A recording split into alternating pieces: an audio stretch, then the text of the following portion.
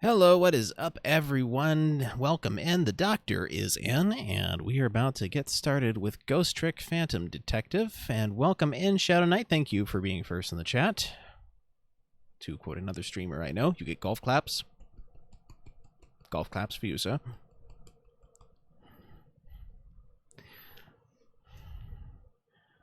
All right, and we are about to get started now.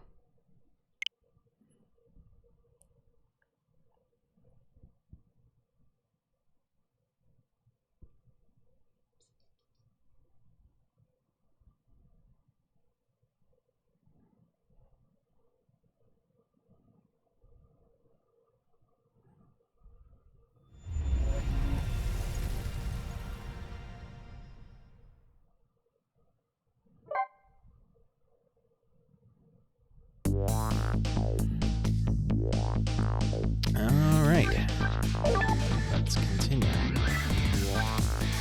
4:19 a.m. Not too far away from dawn now, are we? Dawn, dawn, dawn!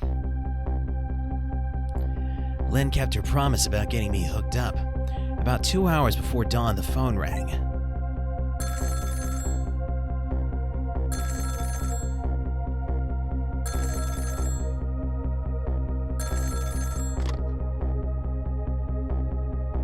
Hello? This is Jowd. Sissel, are you listening? We need your powers. No time to talk, we'll be waiting for you.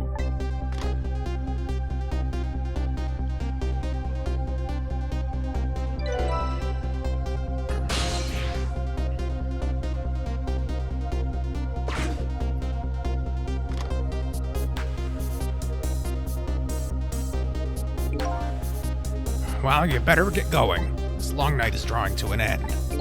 Yeah, looks like it. Thank you for all your help tonight. I'm the one who should be thanking you.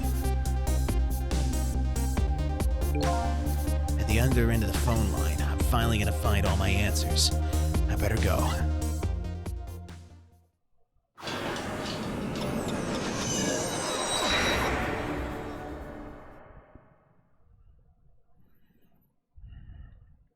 A single telephone line connects me and the other Sissel.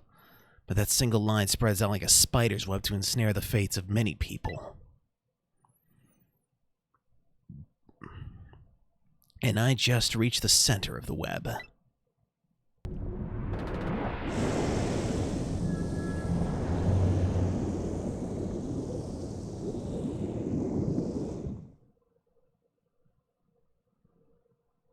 Welcome to the Yanoa. Detective. Me. Hold on. Don't know who's talking. It's probably the robot dude. Welcome to the Yanoa, Detective Jowd.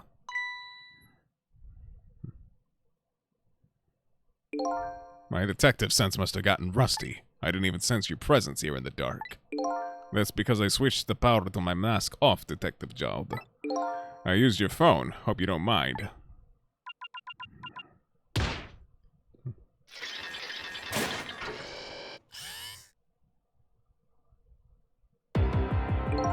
Hey God, never thought you'd track us here, especially seeing as you're a death row inmate.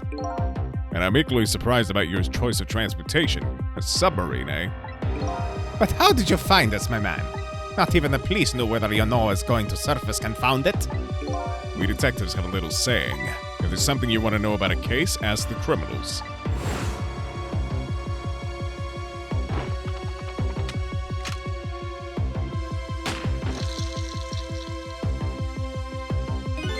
The bullet the man Red was shot with had a radio transmitter in it. I have a little something for you.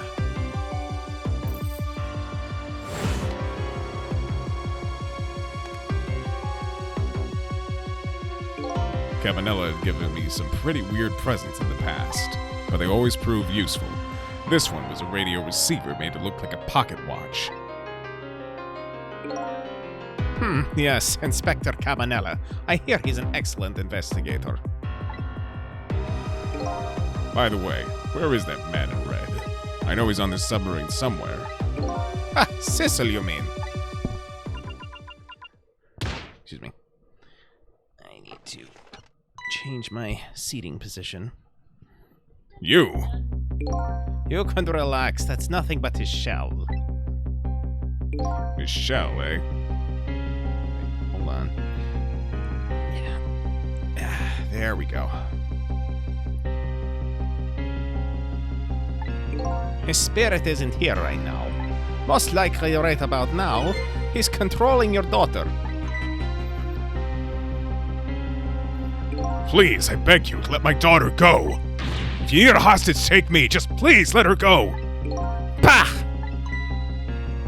There's something our nation needs. Sissel has it.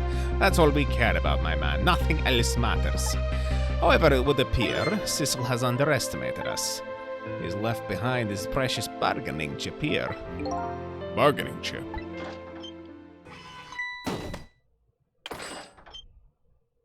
Our nation has already researched it.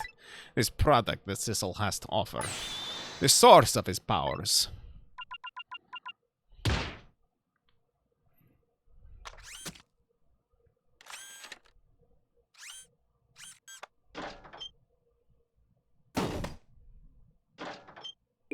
What in the world was that? The Temsec fragment. It gives spirits special powers. And now our deal with Sissel is concluded, as far as we're concerned. What are you talking about? What a mistake to make right at the most critical moment. Now then, Detective Jowd. Farewell.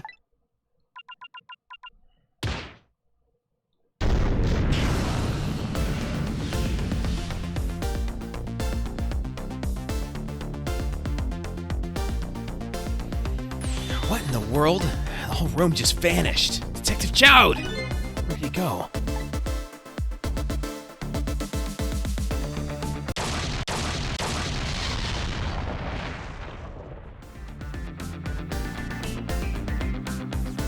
What now? I think I heard an explosion somewhere. In any case, Lynn and the little lady should be here somewhere. I smell danger. I'd better find them. Fast.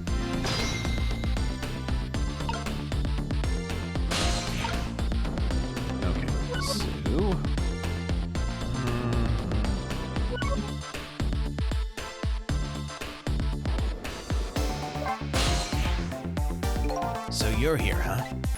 It's Missile! Yes, I think even I remember who you are by now. What do you suppose that shock was a minute ago? I have no idea, of course. I'm just a little sheltered apartment dog. Well, with my loss of memory, I can't say I'm much better. Anyway, let's hurry up and go save Miss Lynn and Miss Camilla. Do you think that trusty nose of yours can sniff them out? I'm sorry to say that I don't think it can. Why did I even bother to ask? But you do have the power to swap objects. So let's go find that lady detective and the little lady together. You got it.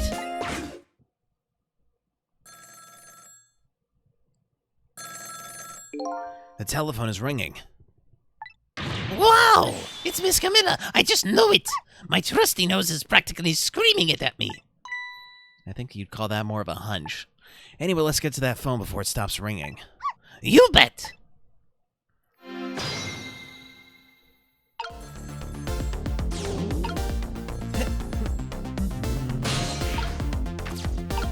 Bouncy, bouncy. Hello? Hello? Miss Camilla? Hello? It's no use. This black hello just doesn't like me. Just create a path for me, Missile. I'll come right over.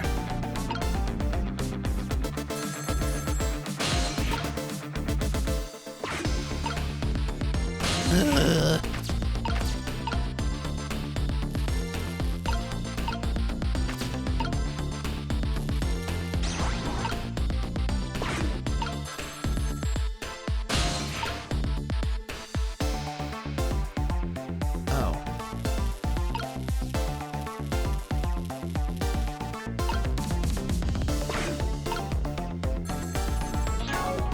Wrong button.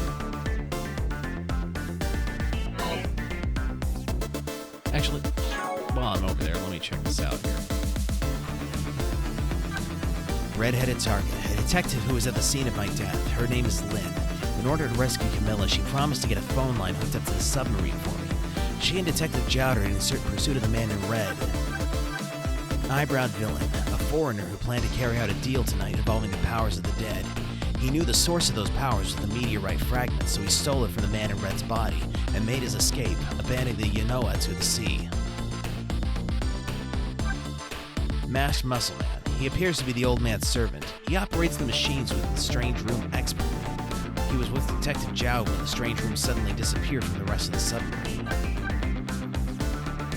The little lady. She's Detective Zhao's daughter. Her name is Camilla. Apparently, she believes her mother's death was caused by the contraption she created. Kidnapped because she was mistaken for the Justice Minister's daughter, she's now somewhere in the submarine. Valiant Pet, a friendly little Pomeranian. His name is Missile. Thinking he needs his powers to protect the little lady, he chose not to be brought back to life. He was blown away on the wind, but I met up with him again when he came floating along in the sewer. Perfumed Lady, Lynn's neighbor. Her name is Emma. In protest of her Justice Minister's husband's execution order, she moved out with her daughter. She made up with her husband, but is apparently doomed to dangle for the chandelier tonight.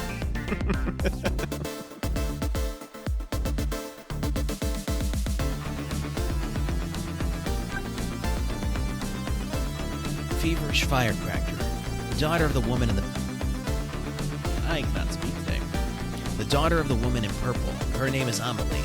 With peace restored to her family, and after finally being able to call her father, she's now sleeping soundly. Maybe she's worn out by all the drama. Careworn Gentleman, a justice minister who sits agonizing in his stately office. 1 month ago, he was physically manipulated into ordering the death row convict's execution. Not wanting this to get out, he's since been in constant anguish. He decided to halt the execution. Odd Blue Doctor, a phony medical examiner. He was working with the man in red. His plan was to steal the corpse from the site, but Inspector Cabanella saw through his plot and bribed him to bring the body to the junkyard's maintenance building basement. Lanky and Loose Lawman, the head of the Special Investigation Unit. His insistence on a spotless record was so that he'd be able to prove his friend innocent.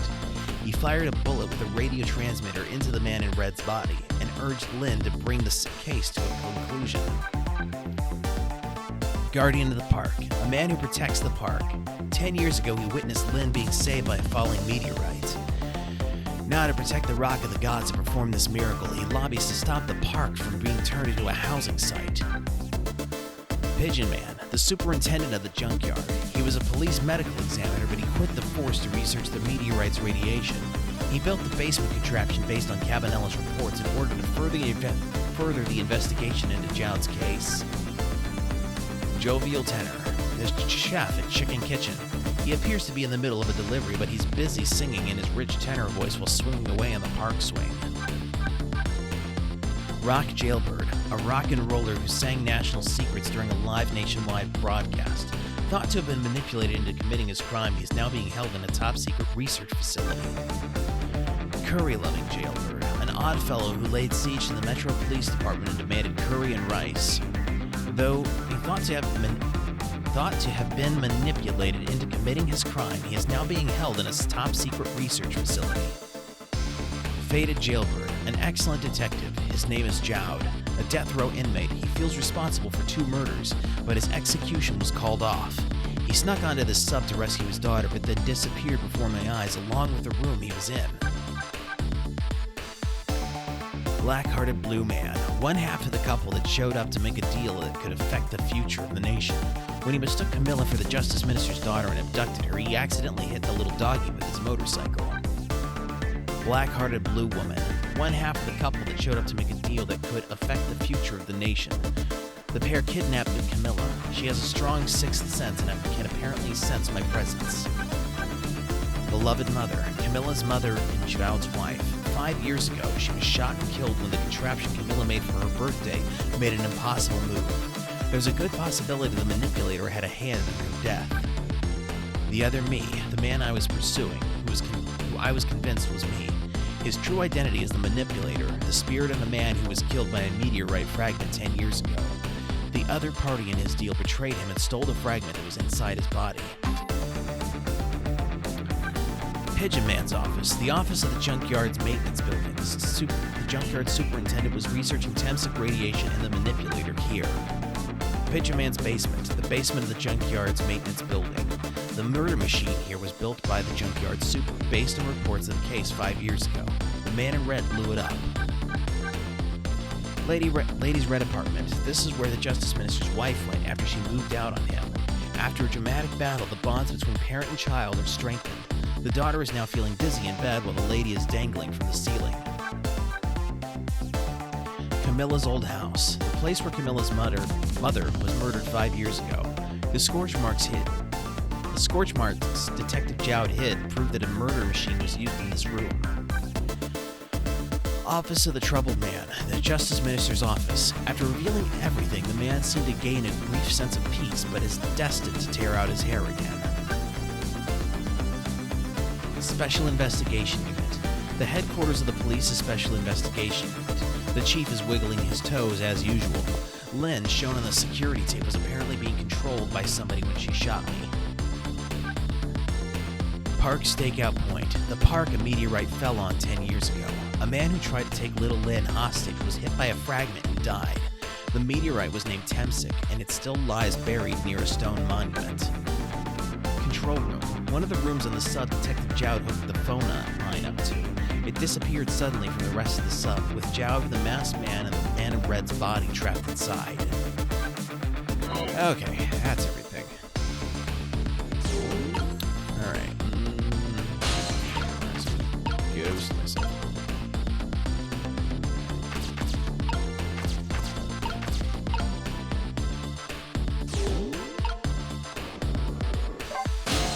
The Black Hello is calling to us. Black hello? Oh, you mean the telephone. I almost feel like I could actually talk to Miss Camilla now. It just might be one of the perks of being dead. Anyway, let's get to that phone before the line goes dead. You bet. Soon as I can figure out how to swap you over. Aha! I pressed the wrong button again.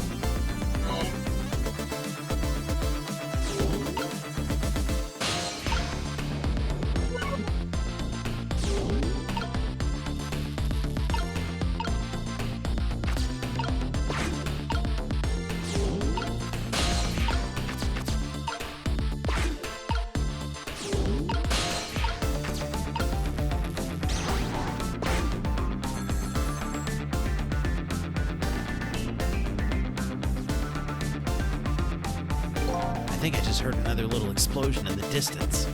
I got a bad feeling about this. Cecil, look! That black hello, it came off the hook. Looks red to me. Uh-oh, I better answer it fast.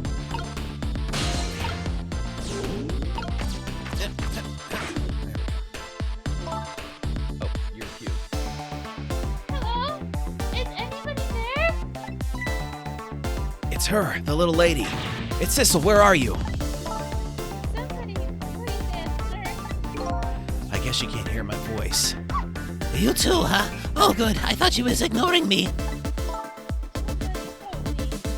gotta. Alright, speak into the mic.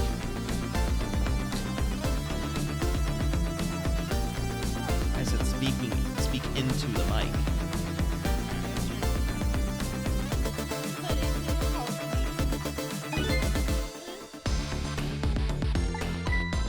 She said Lynn. Miss Lynn! We better hurry.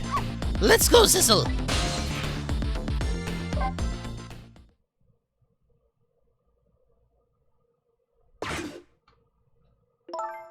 It's no use.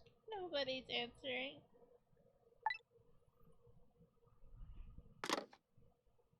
Come on, seriously? Miss Camilla! And Miss Lynn! Oh, poor Miss Lynn! Yeah, she can't seem to catch a break. Looks like another tragedy is happening. Sorry to keep you waiting, little lady. Sissy! I knew you'd come. Miss Camilla! Miss Camilla! And Missile too. I'm so glad to see you're all right. Well, I wouldn't say I'm all right exactly. Wait a minute. Missile, your voice. I think I remember hearing it somewhere before. What? My voice? Huh. That's right, Camilla has a core now, so that means she did hear Missile's voice before, when he saved her that time. So that was you, wasn't it, Missile? You're the one who saved me in the park tonight. Thank you. Miss Camilla! I'm so glad I was born, you little doggy! Hey, Missile, could you stay here and watch over your mistress for a while? Huh? But don't you need my powers? I'll see what I can do on my own for a while. After all, you're the only one who can protect her. Okay, I'll do it! Thank you, Missile.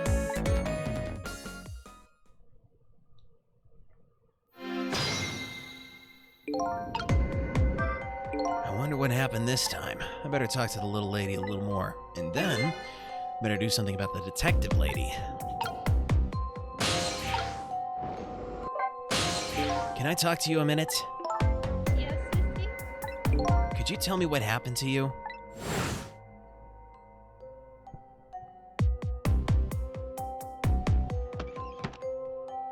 What happened after I last saw you at your old house? Oh, let's see.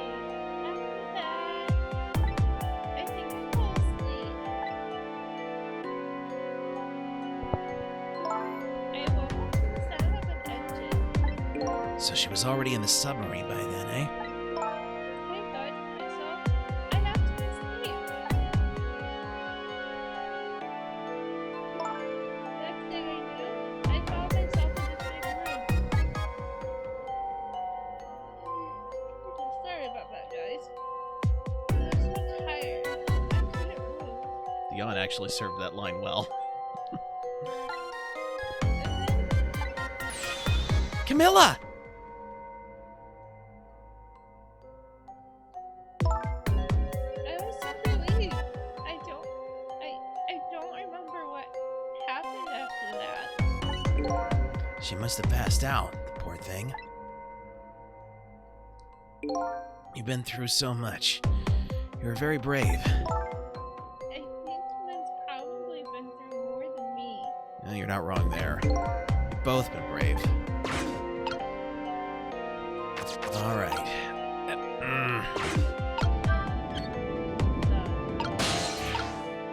There we go. Oh, Sissel, you're here. Lynn, what in the world happened here? I don't know. Huh? I just sort of blacked out all of a sudden. Next thing I know, I was dead. Yeah, I guess you wouldn't know in that case. And where's Detective Jowd? Is he alright? I don't know. Huh? The room he was in just disappeared all of a sudden. And now it's all making even less sense than before. After we left the super's office, we followed the man in red. We tracked him with that radio transmitter Inspector Cabanella fired into him with a bullet. The man in red took a boat out to sea from a small harbor on the edge of town. Detective Jowd and I managed to secretly stow away on his boat, and then we sneaked onto the submarine with him when it surfaced. Before long, the submarine dove back down again. Detective Jowd and I decided to split up. He would take care of the telephone line, and I would look for Camilla. I found Camilla hiding here in the engine room. She had escaped and run away here. That's quite an adventure. What happened next? I don't know. Huh? It was a flash of white all of a sudden. The next thing I know, I was dead. Oh boy, sounds like it'd be quicker to see for myself. And back we go.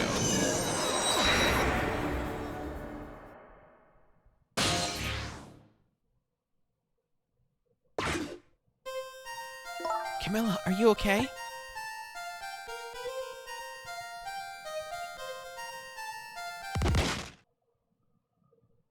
Camilla? Hello, Lynn. Or is it Detective now? It's been 10 years since we last met.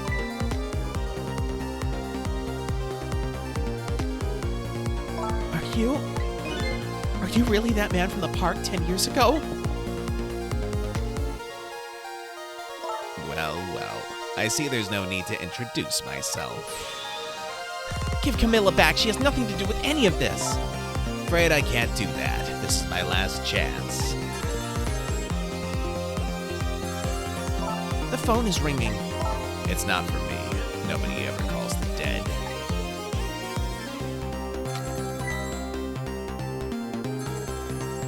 The fact that you're here means that my revenge plan has failed. Revenge plan? It didn't happen tonight, did it? His execution.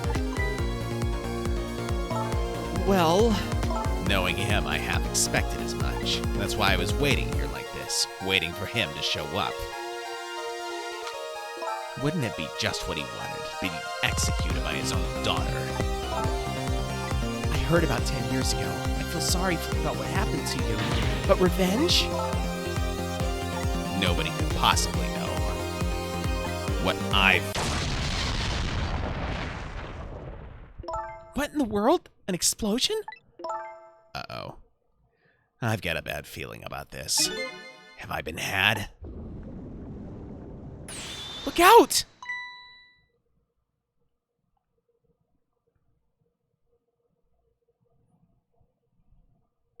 Revenge, huh? That's a feeling I just can't understand. Of course not. You're not him. She's right. I'm not him, am I? He was going to shoot Detective Jowd as Camilla when he came to rescue her. It's just too horrible. Anyway, let's bring you back to life. Again. You didn't have to add the again part.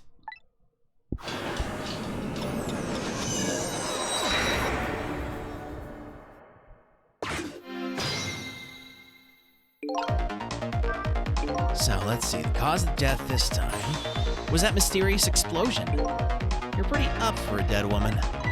You know how detectives love a good mystery. It's like a shot of vitamins. What do you mean for a dead woman? Anyway, I guess we should look for a way to stop the explosion. All right, let's do this thing. Finding clues is like a dose of minerals to a detective. I'm afraid with my memory loss, I have no idea what vitamins or minerals are. All right. Oh, nope, can't move that, so I guess we're gonna have to wait here for a moment.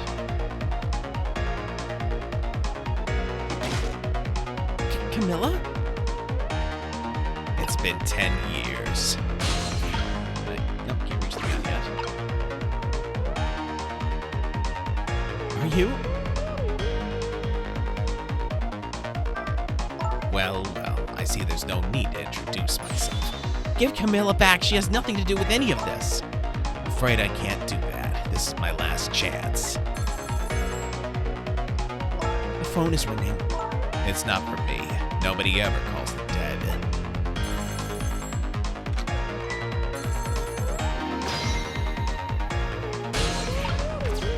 Okay, there we go. Now, it's no use. I can't get the line to work. That's funny. I thought I could use the phone in the past if somebody was calling. What are you talking about? The receiver has to be off the hook first, silly.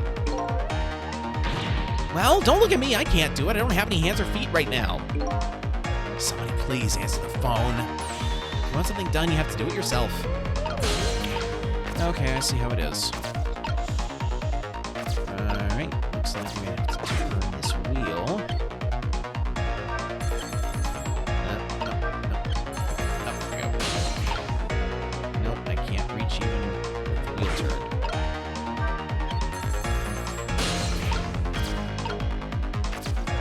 Here we go. Turn this wheel. Turn this handle. Alright, let's see what this wheel does. Aha! Hey, we somehow managed to knock down the receiver. Somehow managed? Who's to say that's not how I planned it? Come on, hurry, now's your chance to get on the phone.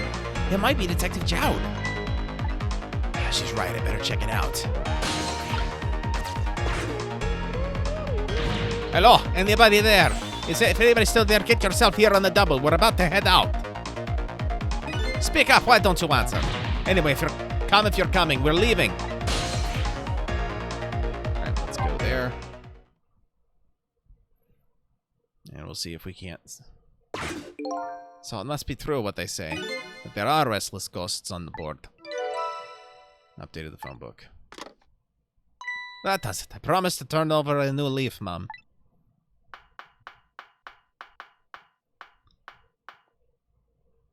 Who is he calling restless ghosts? Well, it's true, neither one of us is really resting in peace. Anyway, it looks like the sub just lost one of its crew. Guess that means the fate of this sub has changed slightly. Sissel has underestimated us. He has left behind his precious bargaining chip here. Bargaining chip.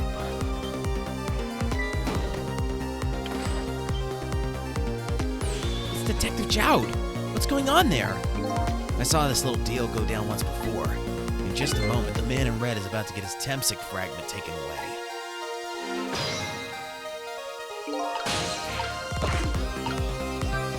I don't get it. What's happening? They decided to conclude the deal without the other party present. They're just gonna go ahead and steal the Temsic fragment. Huh? But that's cheating! Sorry, I knew it was something bad guys did. I just wasn't sure of the technical term. I think we have more important things to think about right now. Where's the Temsic fragment going to go?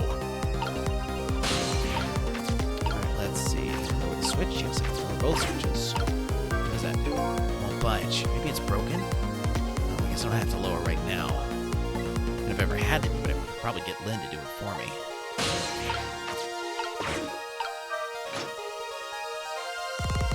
Nothing's happening. Sure seems like it should do something. Maybe it's just some kind of ornament? Turn on the valve. Nothing.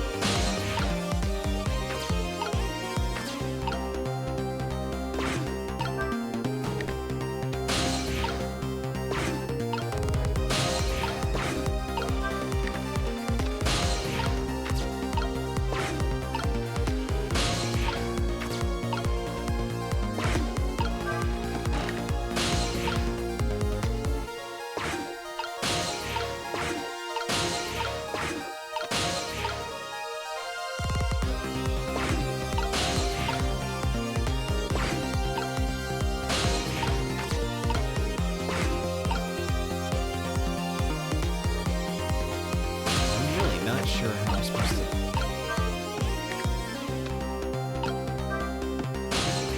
There we go.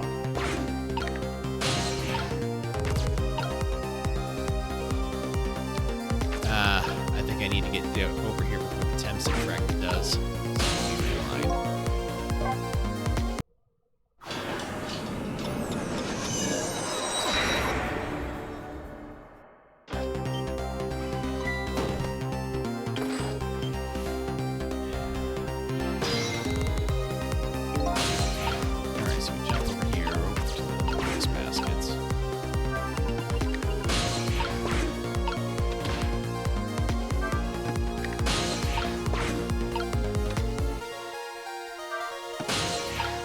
There we go.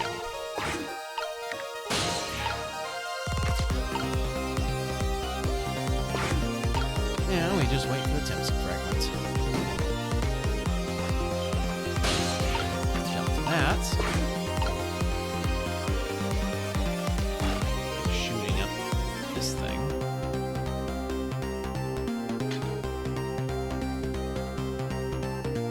Ah, the Temsic fragment. You're mine at last.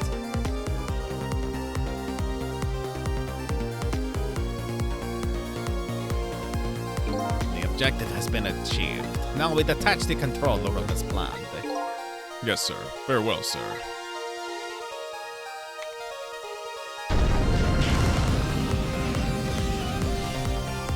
This is Sissel. What just happened? The whole room just disappeared with Detective Jowd in it. Don't worry, Lynn. I bet Detective Jowd can take care of himself. The main thing right now is rescuing you and the little lady. I can't believe this is happening.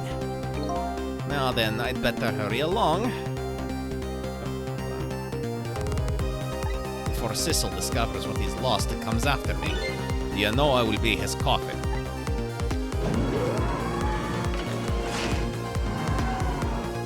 Maybe they'll lie buried here in the deep sea forever. Farewell, Sissel.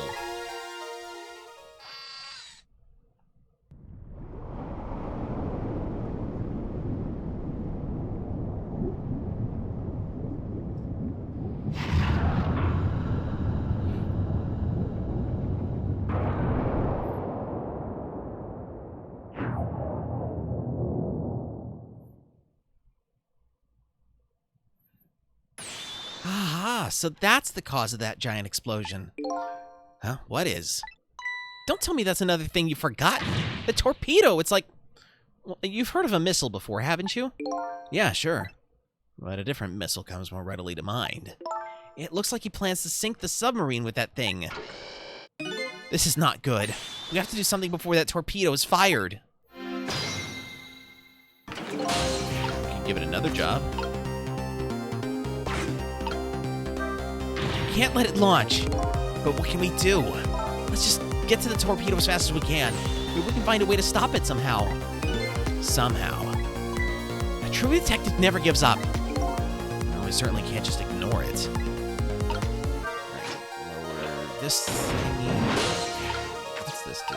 Power switchboard. There's no time. It's gonna launch. Don't worry, we can still find a way to stop it. What? How? Even if the torpedo does launch, we just have to stop it from detonating, right? There's still something we can do. I hope. Why was the hope at the end of the strongest part of that sentence? Okay, here it goes.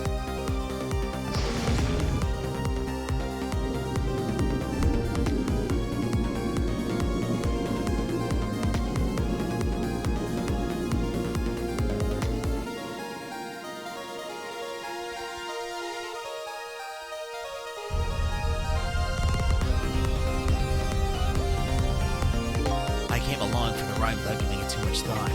Was this really the best move? I think so. We just have to keep it from going off, right? I'm sure this poor little rat will think us too. How in the world did it get in here?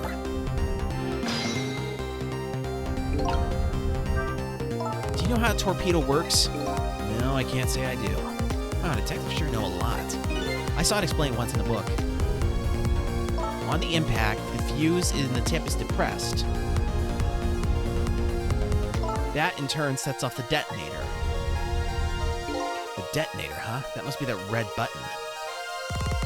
So how do we stop it? They didn't explain anything about that in the book. Wow, detectives sure know a lot. Or not.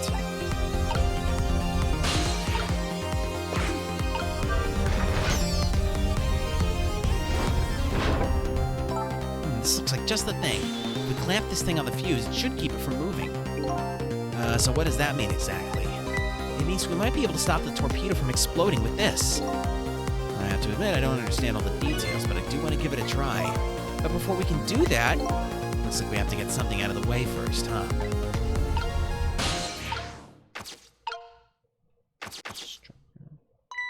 I think these outside parts are supposed to be weights of some sort. The spinning black things, right? Apparently their spinning helps the torpedo maintain its balance. He must be pretty heavy. What if we can use these weights to our advantage somehow?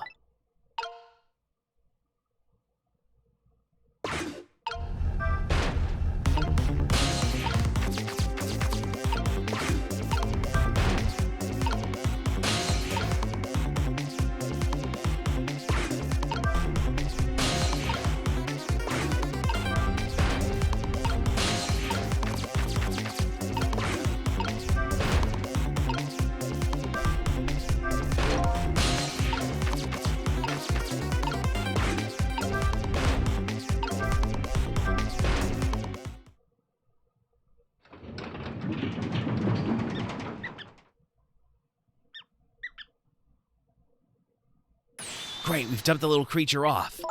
Wow, those weights were heavy enough to turn the whole torpedo over. Now for that safety device. Right.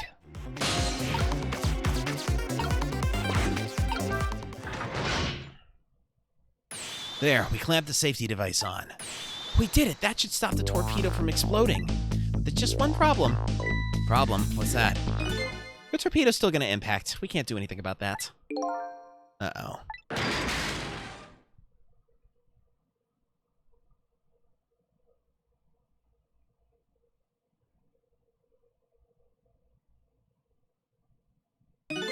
What was that noise? Looks like the torpedo still hit the submarine. But it looks like the submarine is still okay. This changes everybody's fate, including the little rats. Sissel, we did it!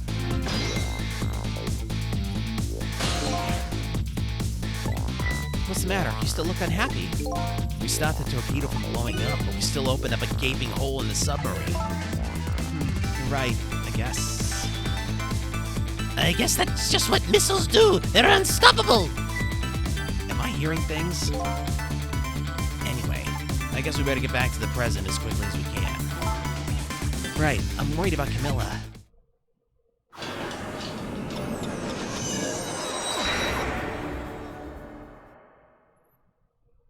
We managed to stop death for now, but it hasn't disappeared altogether. It's now slowly but surely filling the room. Uh-oh. Water seeping in through the hole where the torpedo hit.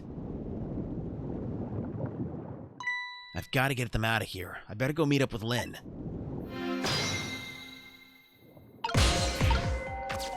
Let's see.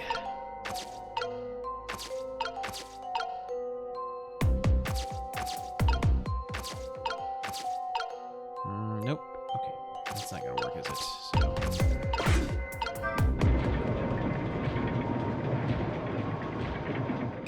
The lights went out, but this machine apparently still works. Unfortunately, I guess it won't run for very long. But maybe I can use its movements to help me create a path.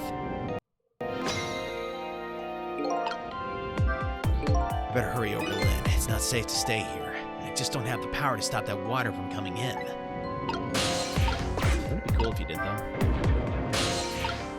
Alright, let's jump up here. Medium fan. See, each of the three machines is equipped with a fan. Now that I take a closer look, it appears there are two sizes of fans.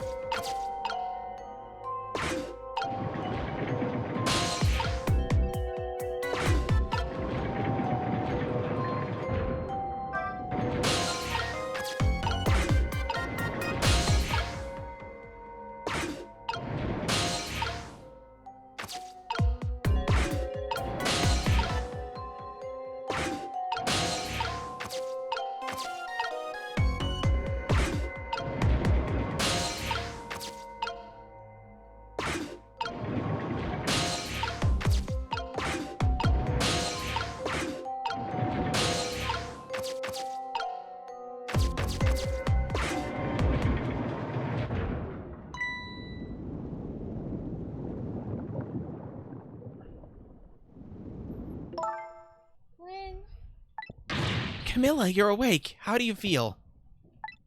I'm so sorry.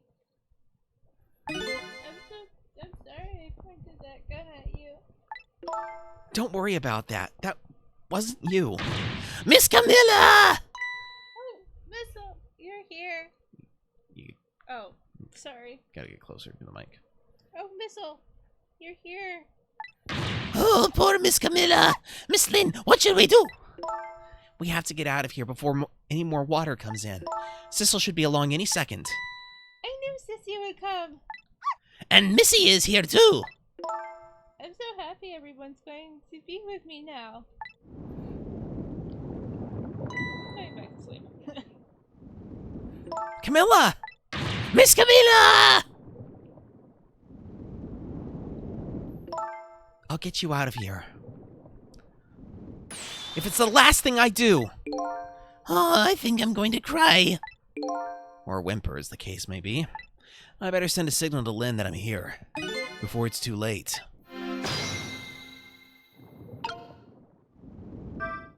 Okay, I said I'd get you out of here, Camilla. But it's so dark I can barely see. Now what? Out of ideas already, eh? I think she's asking for my help. I should send her a signal. Hi. Oh, look at that flashlight. It's Sissel, he's here. Up you go.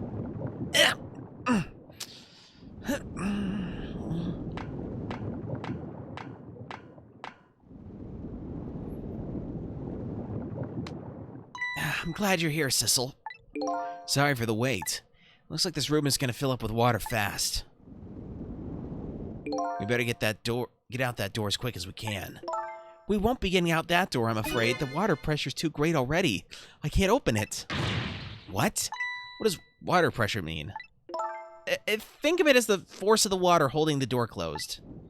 The water level keeps getting higher and higher in here. So the only way out of here is up, huh? Exactly. Okay, got it. Let's look for a path that goes up.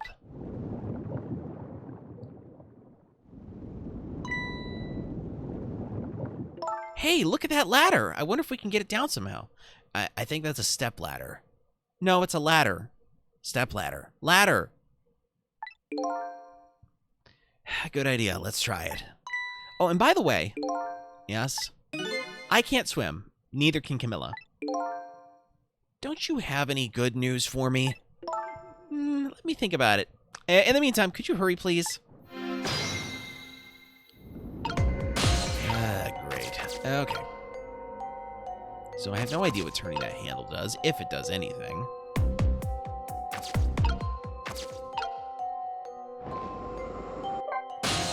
There must be a switch or something there that lowers the ladder. Provided the person who designed this sub didn't miscalculate the ladder length. I didn't even consider that possibility. And I have to warn you, I can't swim, neither can Camilla. Yeah, you already told me.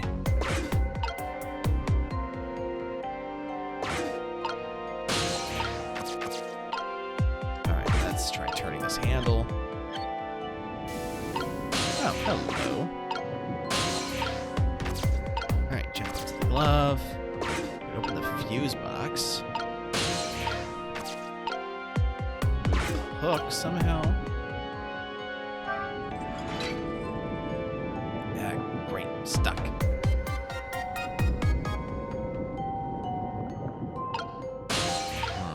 Okay. So close the fuse box, jump over to the switch, lower the switch. There we go. You did it, Sissel. Thanks.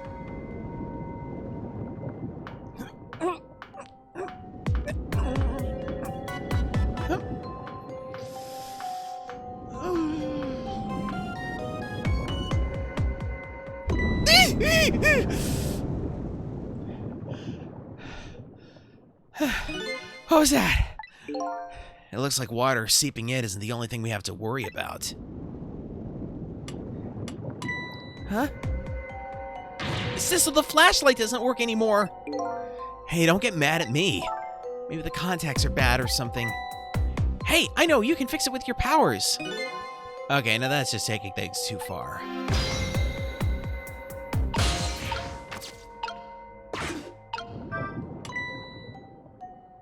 Oh, so I can do that.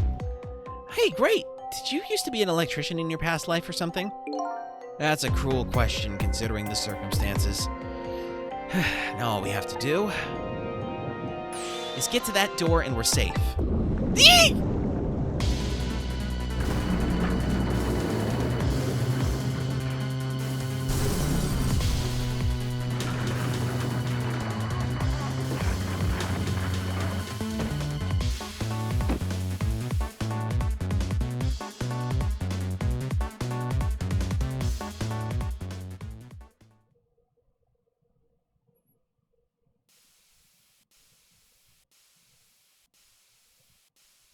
now? What happened now? It looks like the submarine decided to rear up on its hind legs. I can't believe we're still okay after that fall. Either we're really lucky or we're dead and we just haven't realized it yet. Come on now, as if the latter could be true.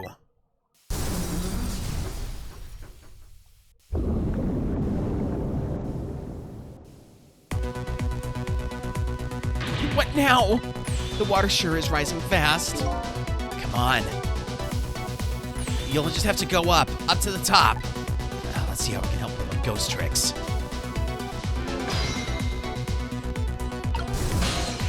Okay. Well, I think I see a familiar flame over there. Sissel, there you are. How's it going? How's it going? I'd say it was going pretty badly. You do understand how dangerous this situation is, don't you? Of course. After all, I just ask anybody anybody who knows me how much I hate taking a bath. Maybe he's been in danger of drowning before himself.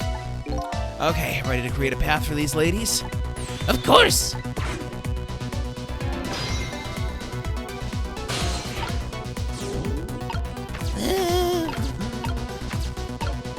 Ooh.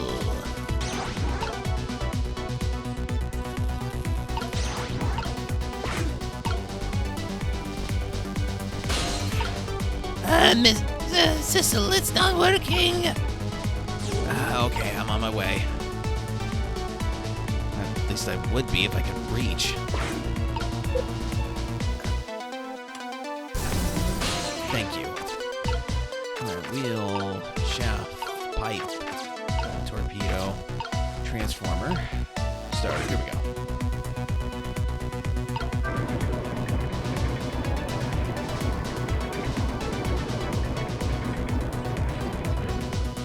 These pistons sticking out right in front of me. It's almost like they're taunting me. Maybe it's a challenge. It might just be that. Do you think you can climb them? If I wasn't holding Camilla, I could probably do it easily. Sissel, you're not telling Miss Lynn to leave poor Miss Camilla behind, are you? Could you be quiet for a minute, please, Missile? Those pistons sure do look like they could be used to our advantage. Okay, we just need a smaller fan there or something. Leave it to Missile. Aha! Try again.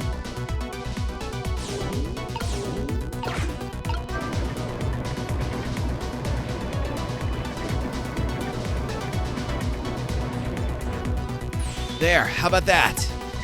Wow, this is great. You made a staircase for me. You better hurry. I don't think that water's gonna wait for you.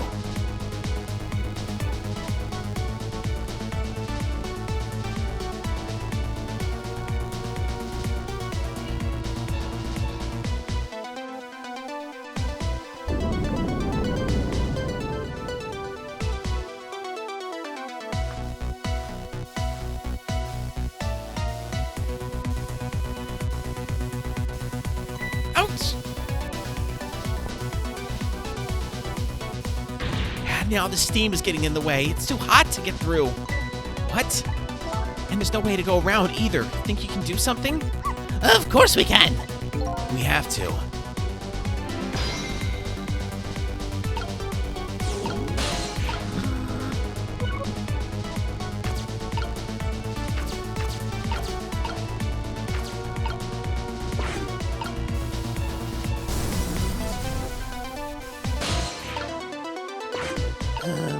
Okay. PF.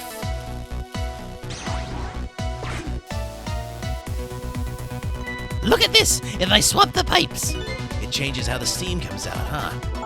Oh, I get it, because the cracks in each pipe are different, right? So each pipe sprays out the steam in a different way, huh? But that'll come in handy.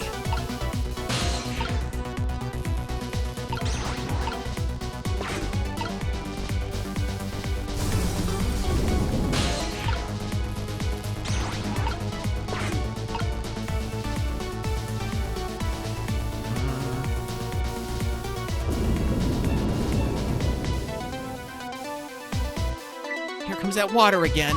Oh, I wish I could drink it all up for you. No, Missile, it's too salty. I think the more relevant point is that he's dead, so we can't drink it. Whatever, just do something about this steam. Leave it to me, Miss Lynn. Thank you, Missile.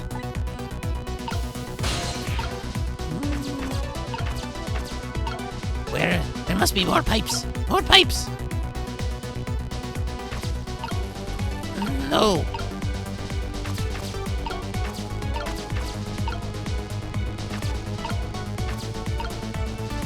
There aren't any more pipes. Help! Cecil, you help. Okay.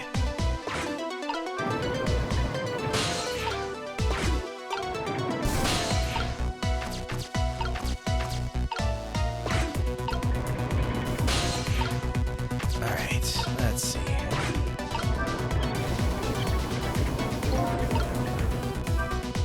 So by closing this valve, I've shut off the steam flow to that first pipe.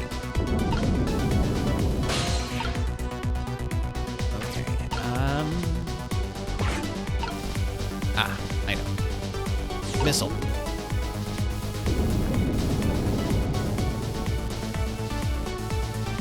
Oh no, the water's getting really close now.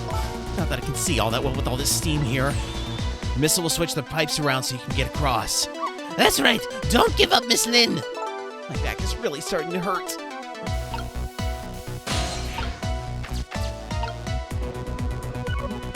Cecil, move. Right.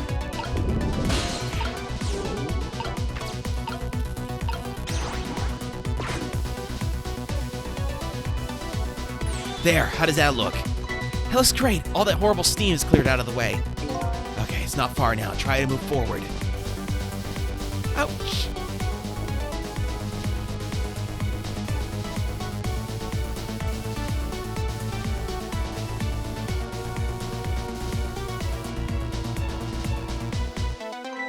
Look up there. If I can just make it to that door, we can escape.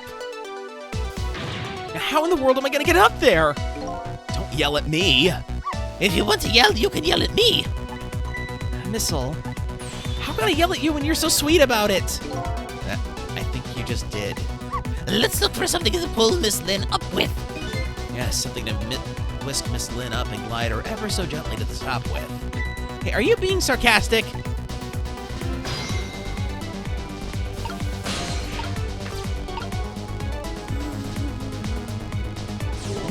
Cecil, you go. Fine, I'll move.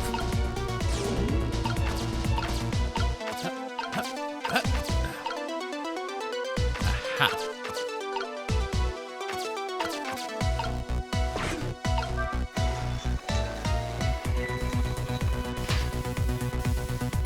All right, now this is what I'm talking about. Okay, race away.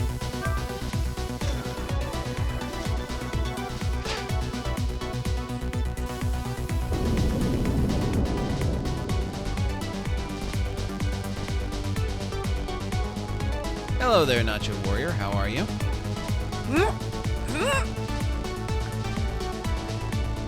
Sorry, I can't do it. Open it. Hurry. Is there any way to ask for something? Alright. Stand back. It's no use. I can't budge it. It must be stuck. Oh, no.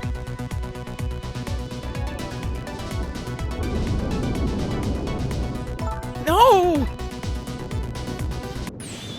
Sway.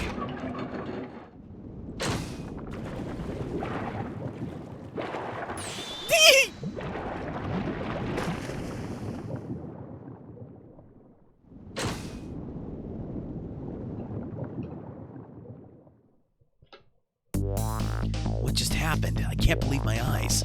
Lynn and the little lady suddenly vanished, leaving only darkness and seawater. The submarine continued to sink down into the deep, deep sea, but I still want to try and make my way up as far as possible. Doing good, just having dinner. How about you? I'm doing good. Finally getting to finish this thing just in time for Independence Day, which that is exciting.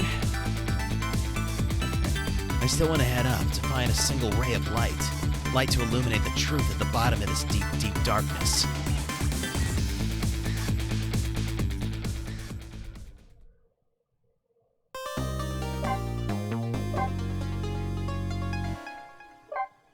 Alright, saving. Continue playing.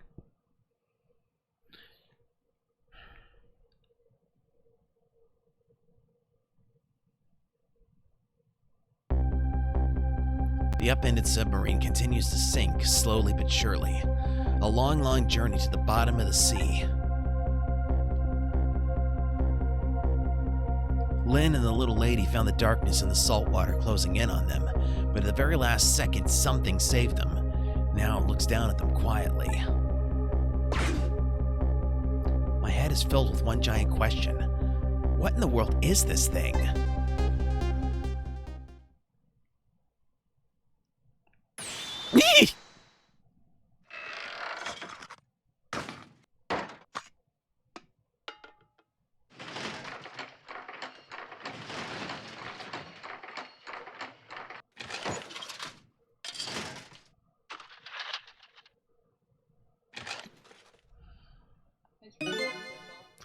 I see you managed to survive, Detective.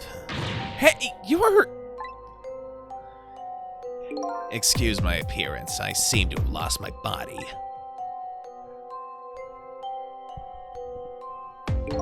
Oh, and you there. You're the ghost who's been saving Lynn all evening, aren't you? You knew about me all along? Of course. What else would explain all those unnatural things happening? If you knew, how come you didn't do anything about it all this time? And how come you decided to save us all of a sudden? I thought you wanted to get revenge on us. I don't really know. Please, you gotta tell me. I need to know.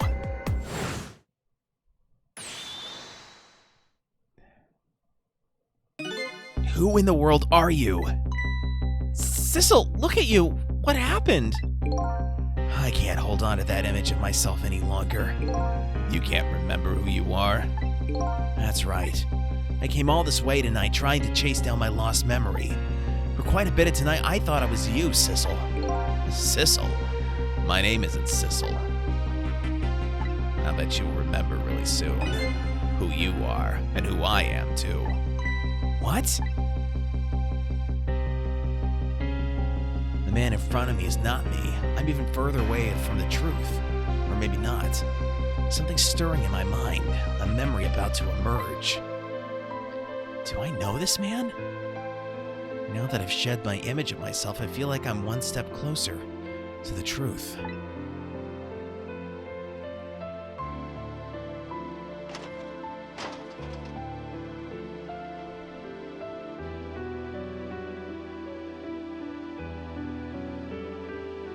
They got us good.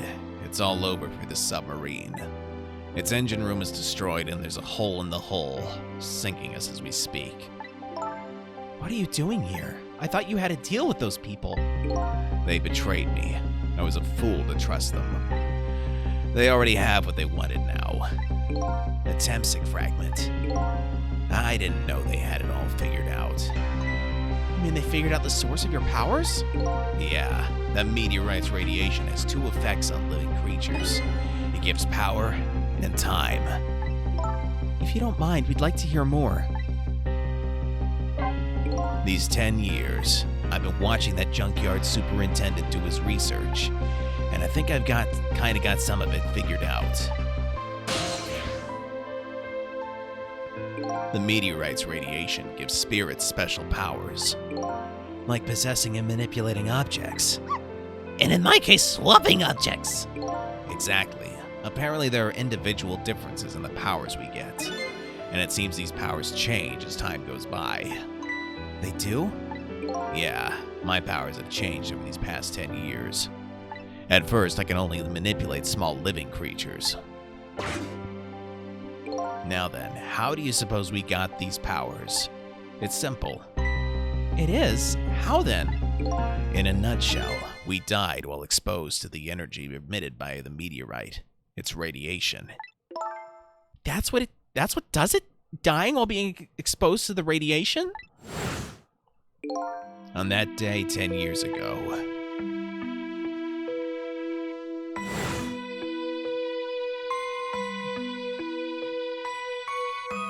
a fragment of that meteorite pierced my heart, and I died. So of course I received special powers. Hey, wait a minute. Is that how I got my powers too? You know, you might be right.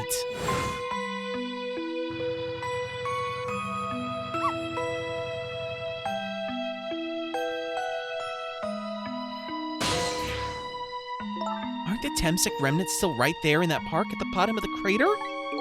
You're right. So that must mean I must have died in the presence of the meteorite's radiation too.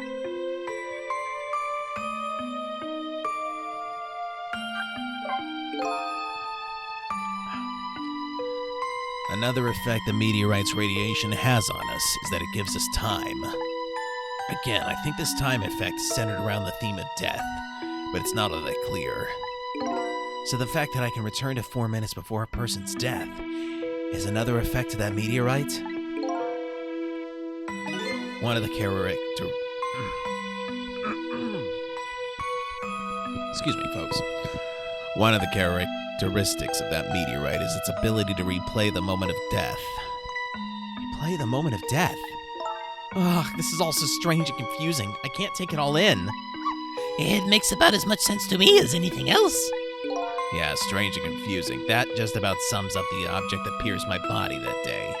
Thanks to that meteorite fragment. My very existence is a contradiction. What do you mean?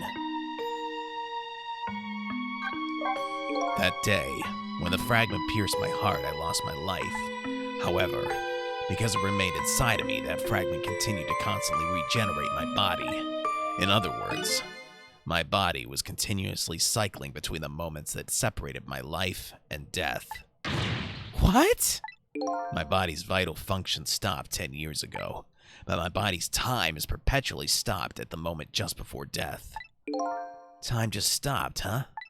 So I just simply existed, not really alive and not really dead. That pretty much sums up these last 10 years for me, ever since that incident in the park. My body hasn't aged a day, my hair hasn't grown an inch. Come to think of it, that old pigeon guy mentioned something. He said he couldn't cut this guy's body with a scalpel. So I guess as soon as an incision was made, his body would be regenerated. Wow. Before I left this country, I wanted to do one thing. I wanted to get revenge on the people who stole our lives. Our lives?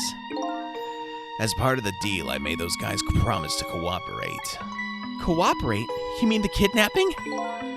It all went fine. I manipulated the justice minister and made him issue the execution order. But I thought he might call off the execution at the last second. So that's why you wanted his daughter kidnapped. But they kidnapped the wrong girl. Little did I know, they had their own reasons for cooperating with me. Huh? Their objective was to wipe out everybody who had to do with Temsic.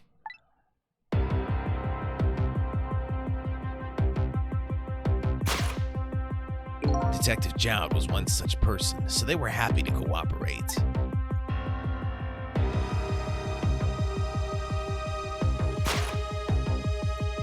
Inspector Cabanella and that junkyard super, they were slated to be wiped out too.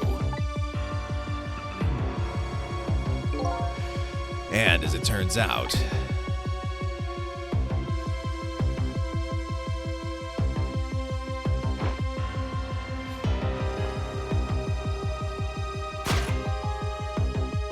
I was one of their targets as well, so they stole my Temsic fragment, and here I am. But they had one more final target. You, Detective. Me?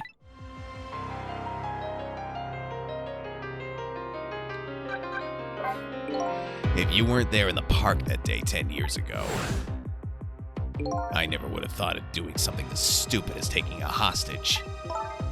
Okay. But I was just a little kid playing in the park. Yeah, I know. Huh? 10 years later, and you'd become a detective looking into Jowd's case. Tonight, I invited you to a quiet spot on the edge of town. It was a trap, you see.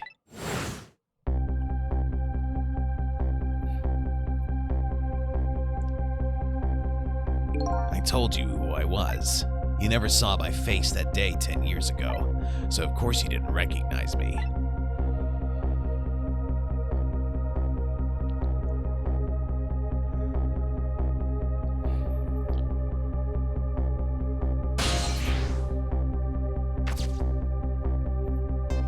I took possession of you to make you shoot me.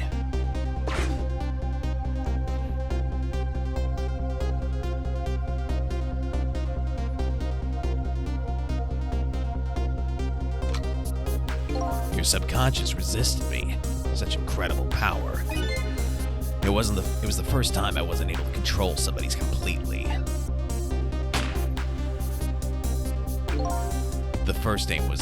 The aim was off and the first shot missed the mark.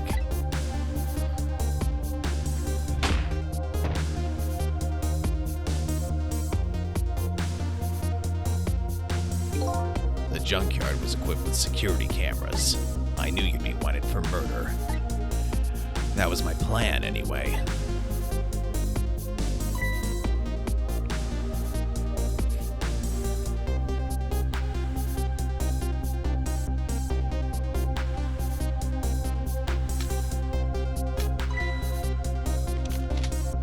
But they had other ideas.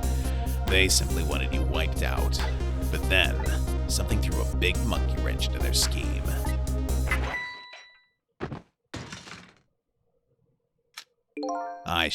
I showed up.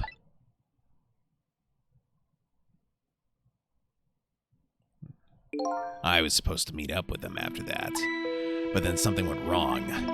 What happened? My body disappeared. Aha, the inspector in white was responsible for that one. My precious bargaining chip was in that body. I had to get it back no matter what. That inspector caused me no end of trouble. But why were those people targeting me? I never even heard of the Tensik meteorite. Because you were looking into the Joud case. They thought you would find out about Temsik sooner or later.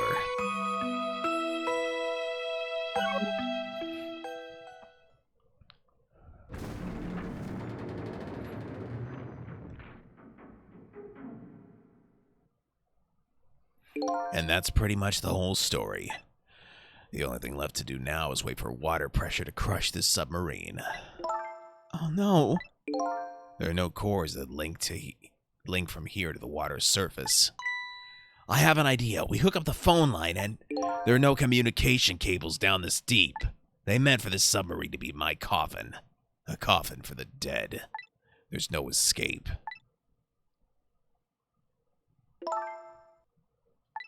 I think I kind of understand now. What you've been feeling these 10 years. You what? This feeling, cut off from the world, all alone in a submarine, sinking slowly towards the bottom of an endless sea. This must be how you felt all along.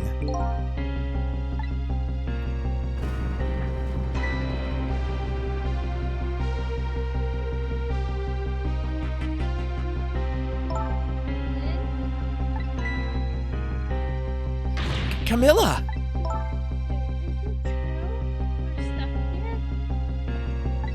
What? Oh,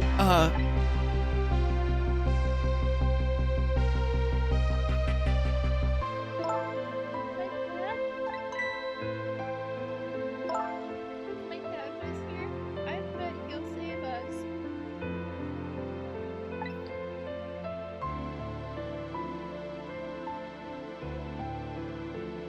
oh, Camilla, I'm so sorry. That's funny. What is it, Sissel? There's something I don't understand.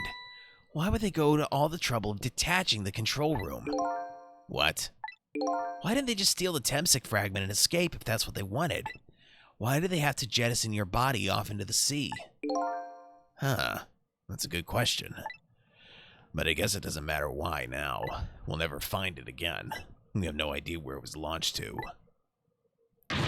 Wait a minute. Yes, we do. This will tell us where Detective Joud is. A present from the inspector in white. That's right. Detective Joud told me to hold on to it for him. And the bullet is still in this person's body in the command room, right? And we should be able to tell exactly where it is with this. But even if we find out where it is, how do we get there? We should be able to figure something out between the three of us with our powers, right, Miss Lynn? Right. Oh, and wait a minute. What about a torpedo? A torpedo? In any case, it's way too early to give up. Looks like Detective Jowd is our last hope. Come on, let's get started. All right, let's see here. So his shell is definitely there in the command room, right? Just without the fragment? It's there, yeah, but I don't know about calling it a shell. Detective Jowd's watch will tell us exactly where it is. Right, he said it was a radio receiver, didn't he? There might still be another torpedo on this submarine. If we use it, we can get to Detective Jowd. That's a brilliant plan, Detective. You think so? So what are you gonna do, ride on top of the torpedo? Of course not. You guys are gonna go. Darn, I wanted to see that. Do you want to see me drown? My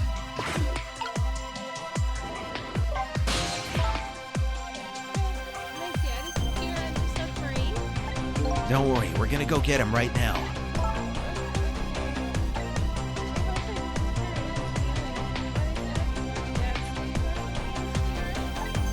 Oh, don't worry about that. Comments like that just roll right off of Miss Lynn's back. She's really thick-skinned. Ouch.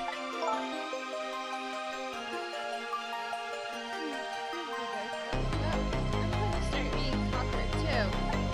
I want to make my dad proud of me. Miss Camilla. I'm sure your dad is very proud of you, Camilla.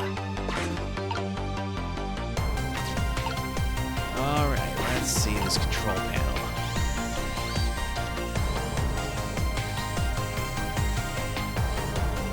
Hello. Why is this machine shoving grapes at me?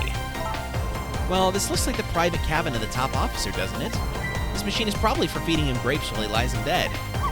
Oh, it sounds heavenly. I've been thinking about this for a while now, but don't you think the country's use of technology is just a little off? Says the guy who made a deal with said country. Anyway, it looks like the arm of this machine is a bit busted.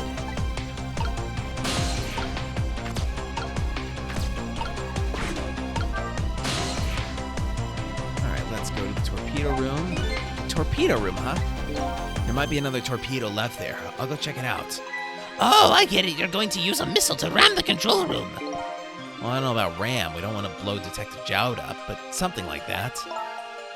We'll climb up to the torpedo room too. Up is definitely safer. Okay, I'll see you there then. Not to mention with other Sizzle, they can probably get up there a lot more easily than if it was just me. It looks like the torpedoes can be launched manually with these switches. There are 2 tubes, so there should be 1 more left. I guess the first thing we have to do is load it into the tube. When it comes to missiles, you can count on me. I'll enter the coordinates of the command room into the torpedo.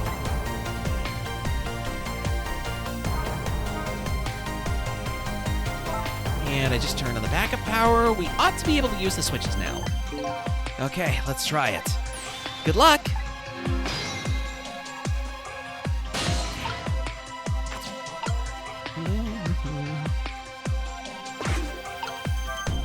The switch won't budge. Maybe it's broken?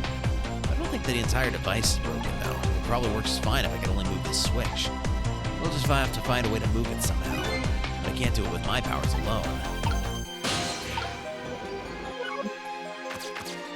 Jump. Go back. Stop.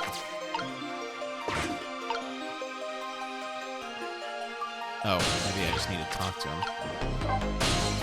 What will happen to these 2 ladies? I think that's up to us and our powers. What? This is no time to be standing around unsure of ourselves. Will you lend me your strength missile?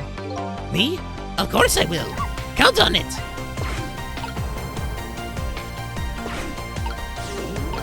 Oh, wait. Sizzle over.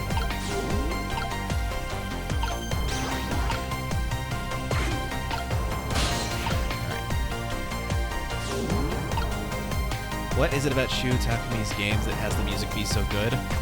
The fact that I think it's, well, I know at least Apollo Justice had the same.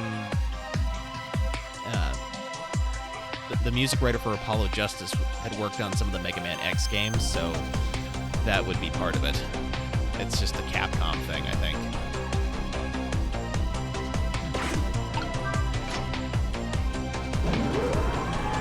There we go. There we go. That torpedo looks serviceable. All set on this end, too. But something's odd. What is? The command room. It looks like it's slowly sinking. Sinking? Yeah, like it's completely run out of power. I wonder what happened. I don't know, but I guess I'll find out. Right, okay, hop into the missile. I'll launch it for you. Okay, thanks.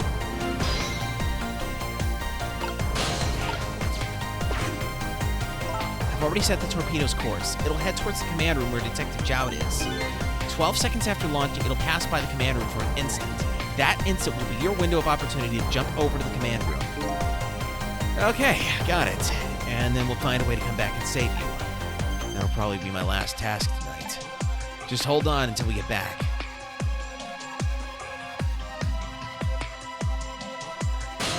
Okay, come on, Missile. Missile? I'm sorry. I can't go. What? I just can't. How could I leave? I can't leave Miss Lynn and Miss Camilla behind. I can't do it. Missile. I swapped the switches so the missile can be launched. You'll have to do the rest, Sissel. I can't do it either. I can't ask Missile to come with me after that. I understand exactly how he feels.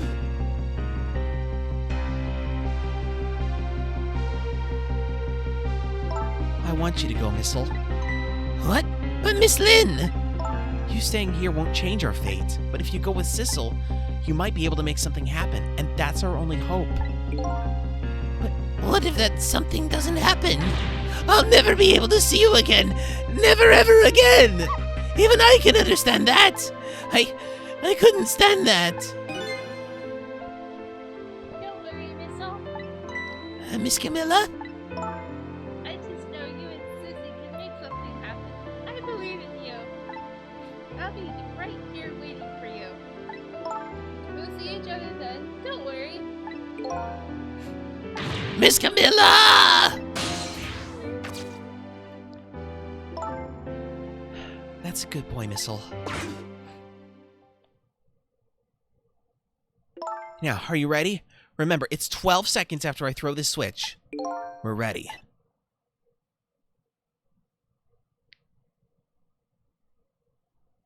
Sissel? Yes? We never found out who you really were. But that doesn't matter now. All I know is I'm truly glad I met you tonight. Thank you for everything. And I'm glad I met you, Detective. But we're going to see each other again. Right, Sissy? Right, Missile? That's right. We promised, little lady. Of course we will! I'll never forget you, no matter what happens. Here goes, then. Good luck, friend.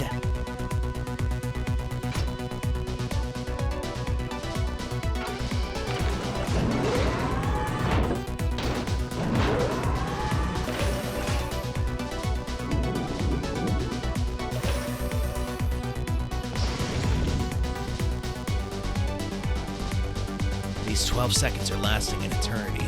I strive to think of a way to save Lynn and the little lady the whole time. But how can a ray of light of hope,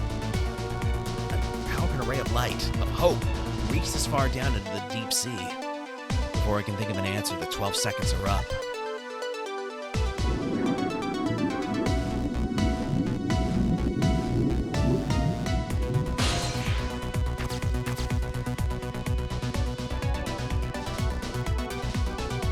Looks like the jump was just a little far, but...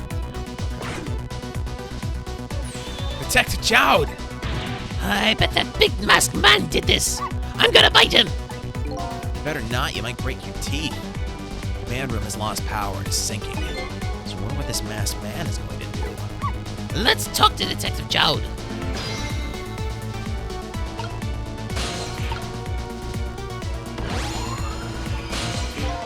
Sorry for the wait, Detective Jowd. Who are you? Are you Sissel? Please excuse my appearance. I can't believe you made it here. How is Camilla? What about Lynn? Well, it's kind of a long story.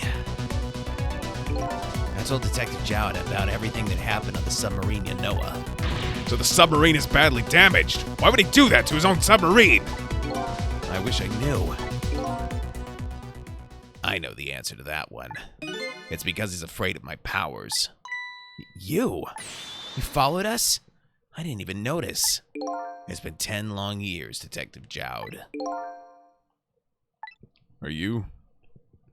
Yomiel?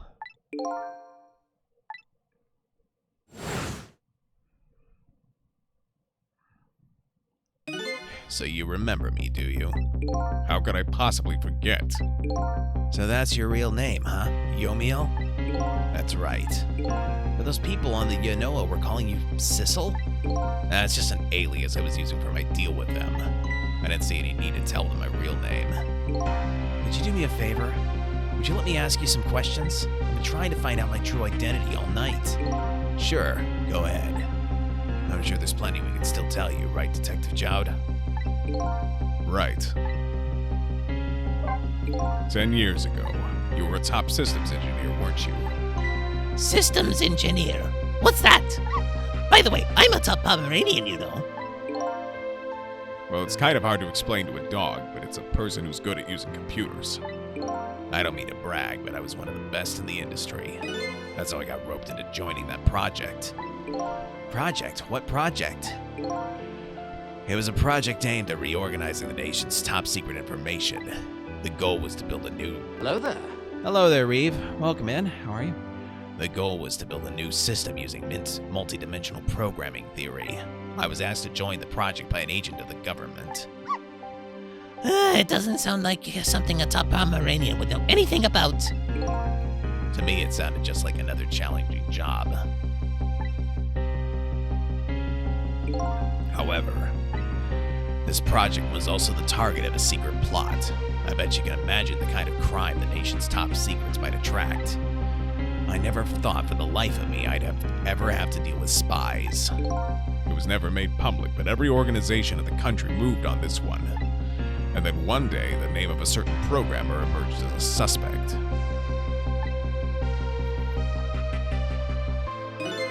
I was the guy who built the core of the system.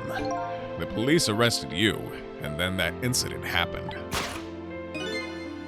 He escaped from the interrogation room and took little Lynn as a hostage.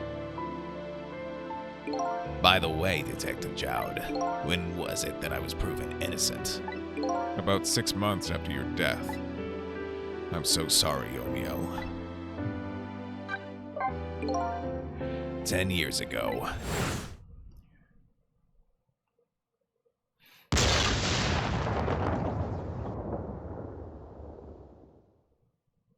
My soul was split from my body, and I lost everything. I was sealed in eternal darkness. I exist in this world, no question about that. But nobody noticed my presence.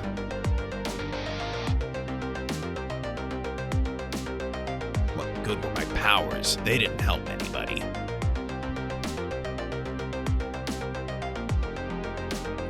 Not even the passage of time could heal my pain. In fact, it only made it worse.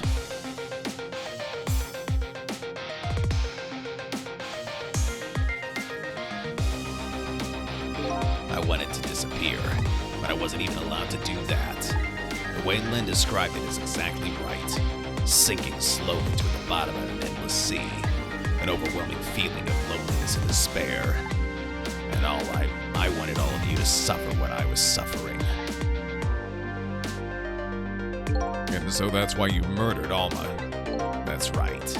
I wanted you to know what it was like to lose everything you cared about. I wanted you to feel the same pain I felt.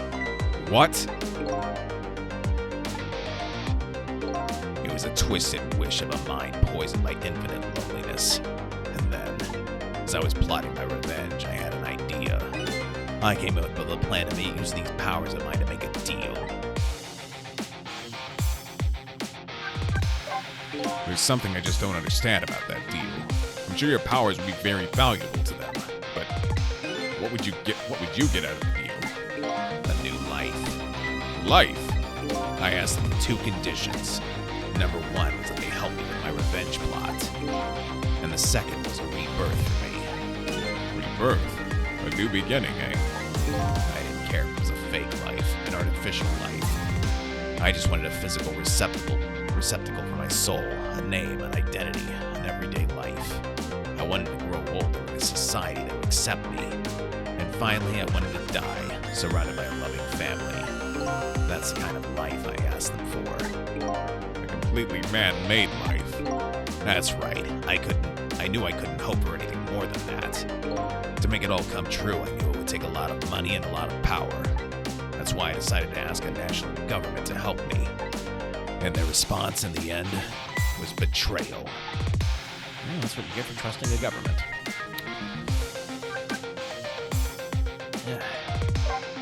They were making their moves much more carefully than I expected. They sent spies to this country and researched my powers on their own. And they even figured out what Temsic was all about. And you had no idea they were doing all this? Not at all. I was a fool. So then, why did they go to all the trouble of making a deal with you? Why didn't they just steal a hunk of the Temsic meteorite from the park? They couldn't. Huh? After the manipulator incidents, research was conducted in this country too. A report was submitted to the government about the source of the manipulator's power.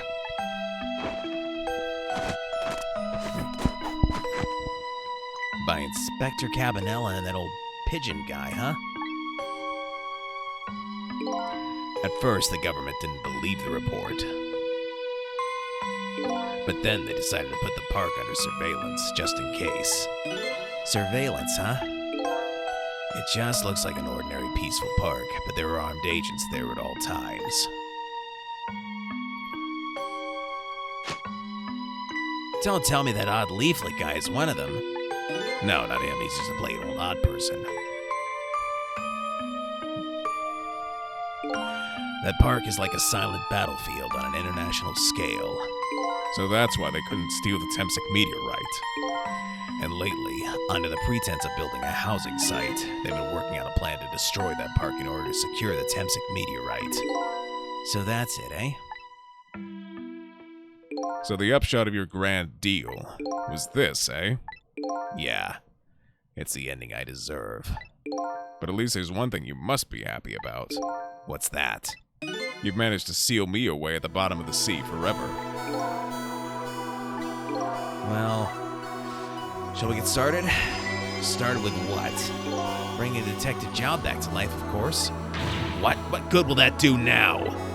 But we promised! We promised Miss Lynn and Miss Camilla we'd save them! And we can't do that without you, Detective Jowd.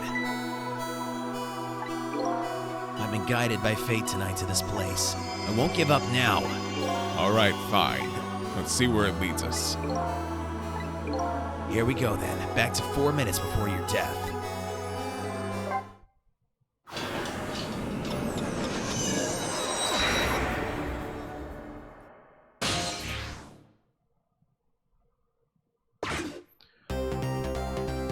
So, where are we headed? We are not headed anywhere, Detective. What? There was only enough fuel on board to launch us away, Detective. We'll run out soon, and that will be our destination, Detective. What are you talking about? That would mean that you're trapped here too!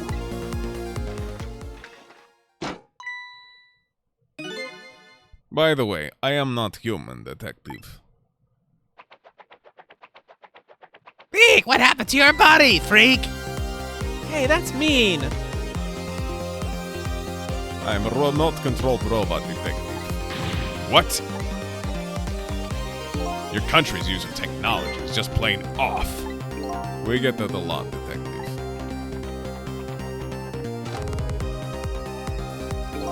Why would you go to all the trouble to do this? It's nothing but a show there. It's hardly a threat anymore. Commander Sith likes to provide against any possibility, no matter how small, Detective. Possibility? What are you talking about? There is no need for you to know, Detective.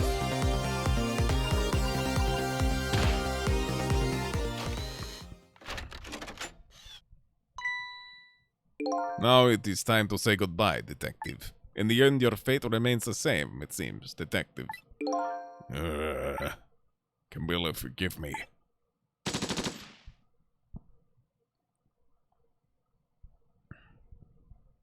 It isn't over yet. It isn't? Remember what that big masked man said? Any possibility, no matter how small. Possibility? In other words, there must be a chance here somewhere. The possibility of turning the situation around.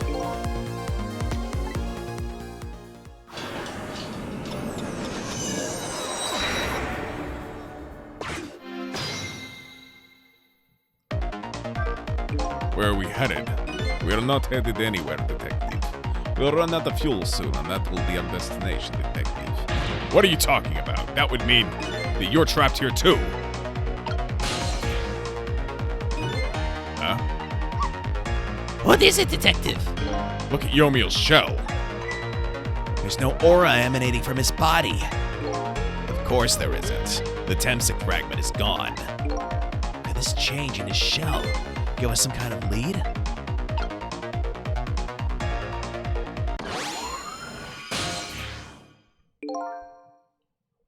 I figured it out.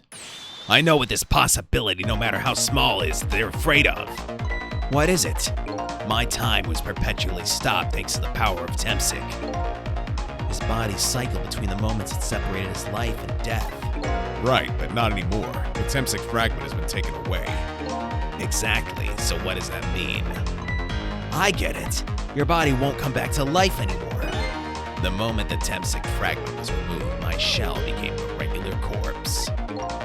So let's see, that means we can go back to 4 minutes before your death? But wait a minute.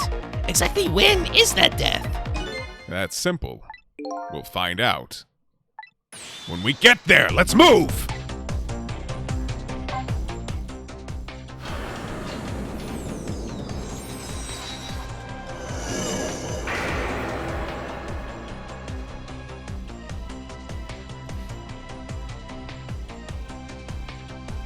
I fell back through the cracks of time for what seemed like forever.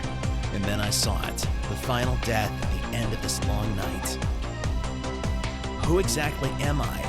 I've already seen all the clues. All I have to do now is remember. The final journey to the truth starts now.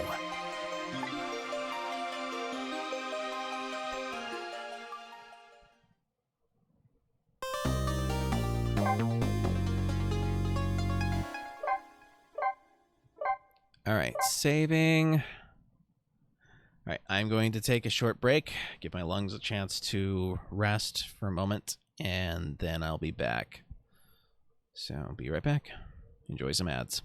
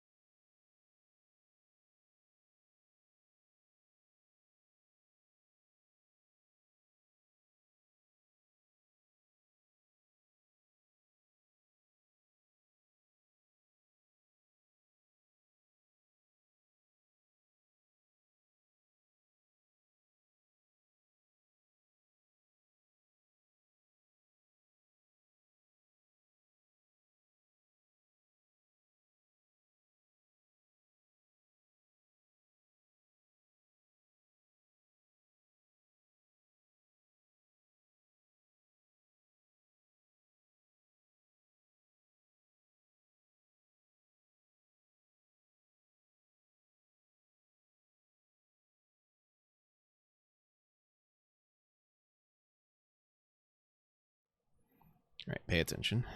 We are here now, and we are continuing. Final chapter. Dun, dun, dun.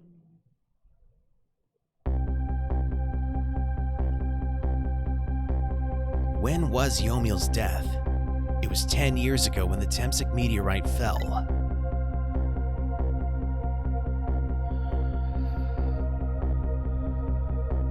We traveled back through time and now we're here at the scene of that death.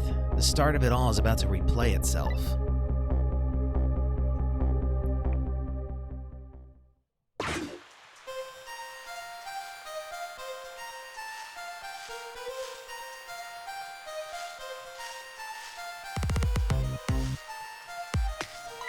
It's ready! Hold it!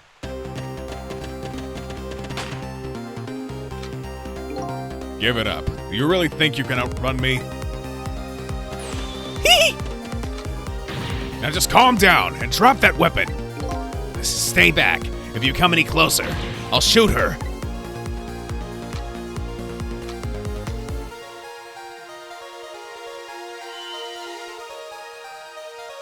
Huh? Oh, the kitten. Shoot, you might get hurt.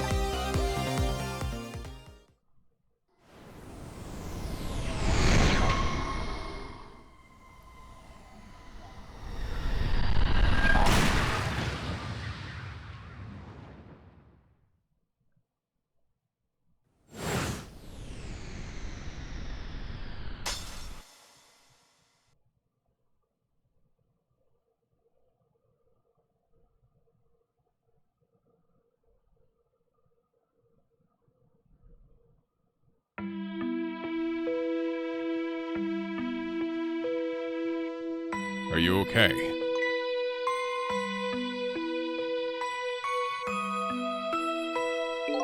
You're alright now. Are you hurt?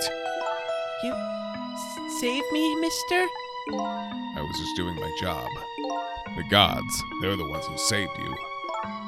What's your job, mister? Me? I'm a police detective. So that's the Temsic meteorite, eh? It's beautiful, looking at it from this angle. It changed all of our fates completely. We can't stop Temsic from falling from the sky, but we might be able to protect you from that fragment and save your life. I don't know. What's the matter, Detective Jowd? To be perfectly honest, I'm scared. If that meteor fragment doesn't get him, I'm pretty sure I would have shot him. We might not be able to change your fate of dying. I can accept that. What I did is inexcusable. No matter how the future might change, that fact will never go away. If my fate is to die here, then I accept that. This will be our last battle against fate. Beyond that will be a new future. Okay, let's get started.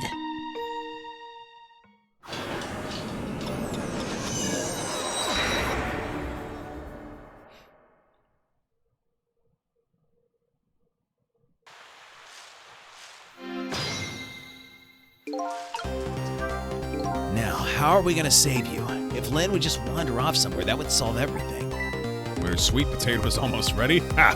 She's not gonna budge from that spot. You know, it makes me wonder. A little girl all alone in the park, listening to music and roasting a sweet potato. What kind of childhood did this girl have? Doesn't everybody have at least one day in their life like that? Give her a break.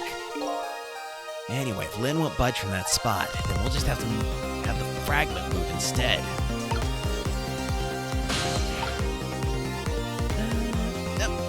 Can't reach. Your job, missile. Oh, I'm in a basket. Roasted sweet potato headphones. Nozzle. Nozzle. Nozzle. Can't reach. Oh, hello. I've got nothing. I got nothing either. It's ready. Hold it!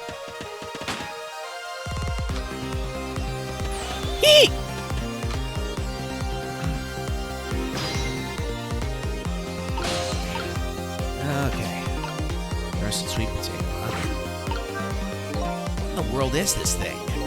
Oh boy, you even forgot what a sweet potato is? It's a roasted root vegetable. It's good. There's nothing like them on a cold winter's day. They're sweet and they smell delicious. These guys sure are making me want to try one. I can turn up the headphones. Yeah, let's try that. Stay back. What are you doing? You're gonna hurt poor Miss Lynn's ears. I'm sorry, I wasn't thinking. You really startled her. You even made her drop her sweet potato. I know how much this girl loves her food, too. Anyway, at least her fate has changed, albeit ever so slightly. All from moving a sweet potato. Missile, you're up. Maybe. Nope, can't do it.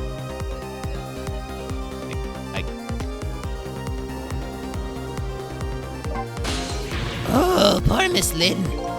I'm sorry. If you're so sorry, then put her down. All right now, Missile. I was really out of my head that day. Well, we can talk about all of this later.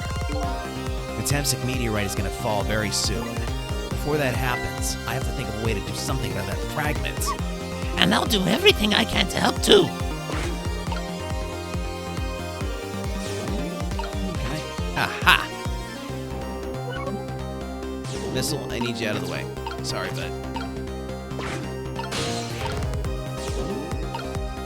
I can rock the basket. I can spray the nozzle. There we go. I spray this. Oh, that was kind of disappointing. Maybe the timing was a little off. Miss Lynn always says it's better to be early than late. I better try it again. Alright. Guess I better rewind the clock again and see if I can pick up any other clues.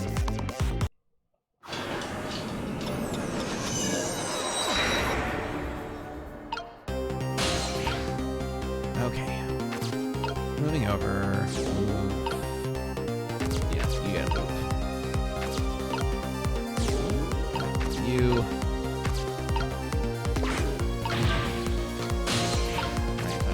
That.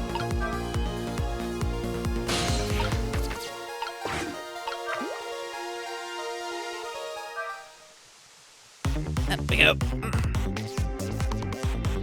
Oh, look at that sweet potato. That big, scary sweet potato. That's not a sweet potato, Missile. That's Mino. Oh, right, of course. But look at them, the potato and Mino. Right now, they both have the same shape. So you're saying you could swap them, huh? Good idea, Missile. Okay, here I go, and I'm going to need your help. My help?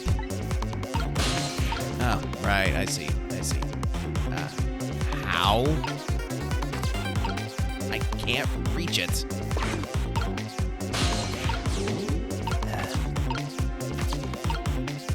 Ugh.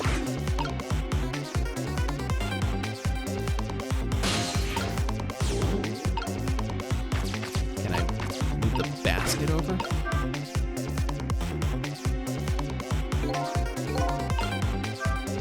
It looks like the basket is empty now. Did Lynn think she was going to eat both of those huge sweet potatoes?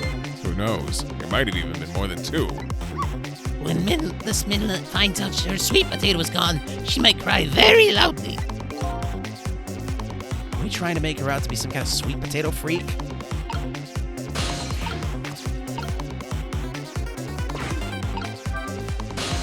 No, can't do that.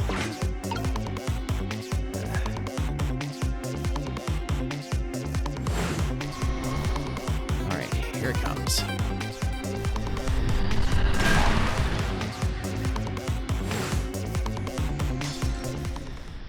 Nope, that didn't work.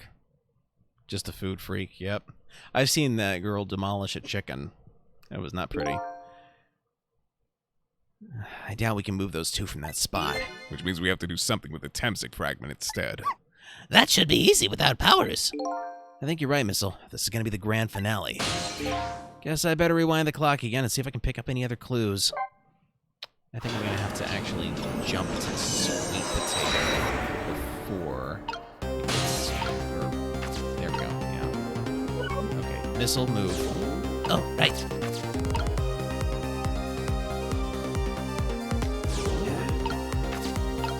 Okay, here we go. No. Rocket first. Okay, let's move to the nozzle. And spray. Let's jump to the sweet potato. Can't reach it yet. There we go. Alright, missile, you go over here.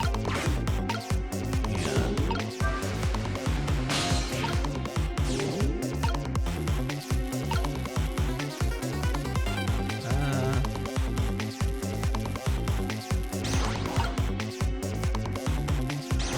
there we go. That ought to do it. Oh, look, the lamppost is bending. But it hasn't broken yet. It really was a wonder that it hasn't snapped. It just might hold out for a little while longer. If I recall, the Temsec fragment smashed through the glass lantern on its way down. But if Mino sits firmly in its way, Then fate should change. I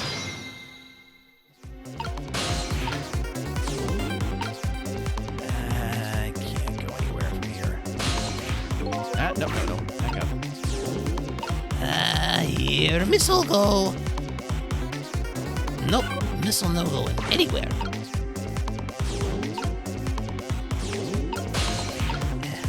There we go. Haha.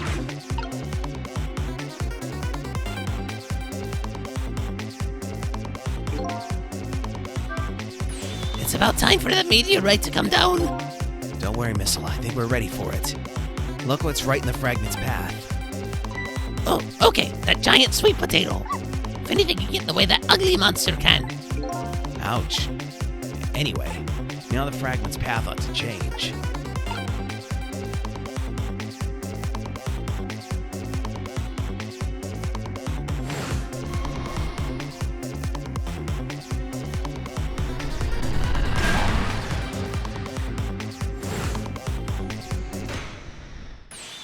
There, how's that?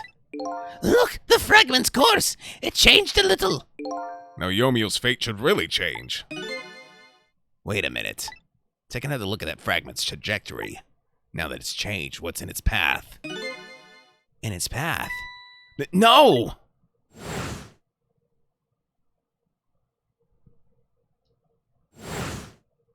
Ugh. Detective Jowd! The Temsec fragment shot through his leg. What? The cruel twists of fate weren't over yet. Ugh. Come on, put it down. Huh? Child, put the gun down, now! You don't, you're gonna shoot him! I don't know if it's in his detective training or what, but even though he's shaking from the pain, the gun doesn't waver. Put the gun down! No! I knew it. This is my true fate. In the end, I stole his life away with my own hands. I won't let that happen. Missile! The bullet is stopped in midair. I'm here, inside the bullet. Now let's swab it with something. What? With what? Detective Jowd, the meteorite fragment is what made you pull the trigger. We won't let you become a murderer. We have to prove the murder isn't the detective's true fate. And to do that, we have to stop this bullet. There must be something with the same shape as the bullet around here.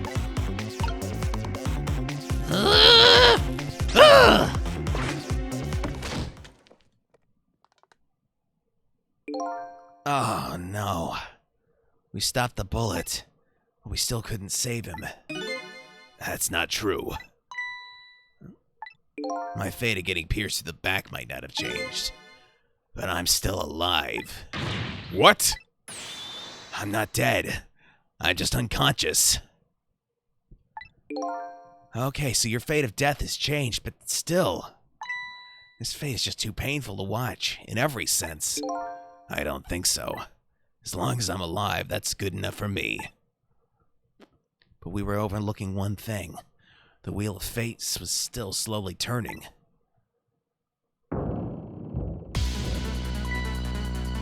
Look out! Wake up! You gotta get out of there! Damn it, my leg won't work. It's all over. We're out of time. Miss Lynn! It's not over yet. But there isn't anything else to swap with. Why don't we just let it play out and then try to find another way next time? Even if she dies, all you have to do is Oh, wait. Sorry, I forgot it was not Sissel talking.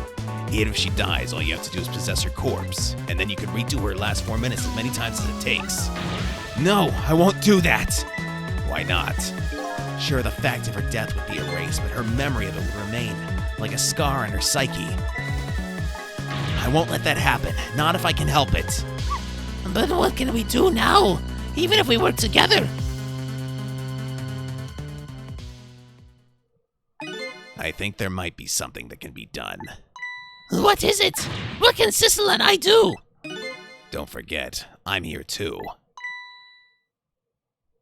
Have to head to get ready for your anniversary stream? Okay, well, enjoy your anniversary stream. Happy anniversary! All right, and we will see you later. With 3 kinds of powers among us, we ought to be able to fight this battle. This battle against the fate of death. Yomiel! Sissel, your power is manipulating objects. Use your power to manipulate this. I don't get it.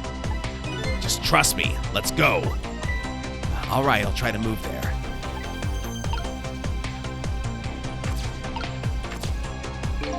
Now gather your strength and make it spray as if your life depended on it. I'm dead, though. In that case, make it spray as if your death depended on it. Give it your all. And remember, you'll only have a split second. Got it!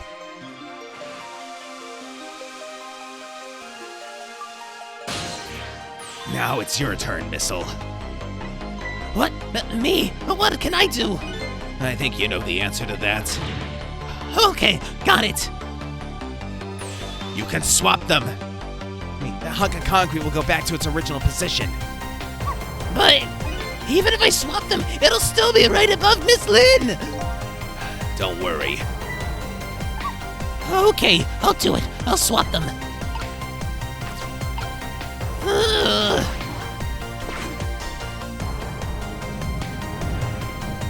It's no use. We can't stop that horrible Mino. What can we do now? I don't see how gaining a second or two helped. Oh, it helped all right. Those few seconds were exactly what I wanted. Last up, it's my turn. Your turn.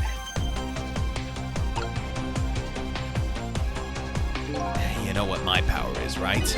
I can manipulate living creatures. Wait a minute, you mean... That's right. I'm going to save that little girl. Save her by manipulating my own unconscious body.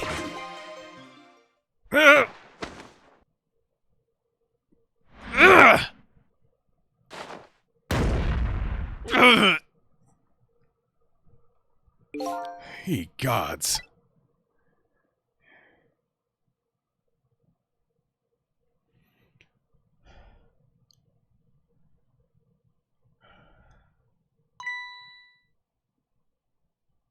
Ah, you're awake.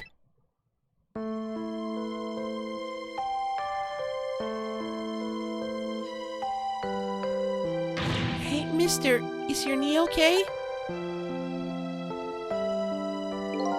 Oh, it'll be fine.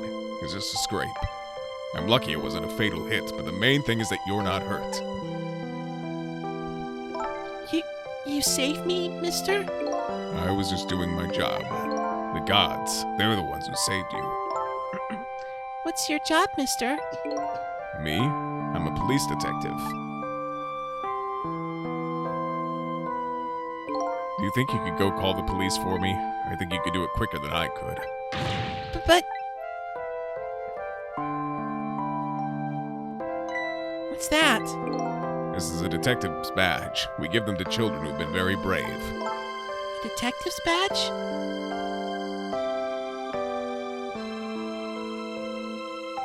Thanks. Okay, you know what to do, little detective.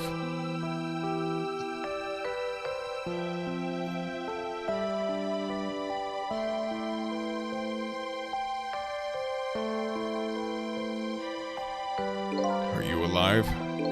Yeah, sadly. Hang on, help is coming. What made you do such a reckless thing? To be perfectly honest, I don't really know. When I came to, my body was already moving all by itself. It was as if somebody else was controlling me. I see. But, you know, I'm glad it happened.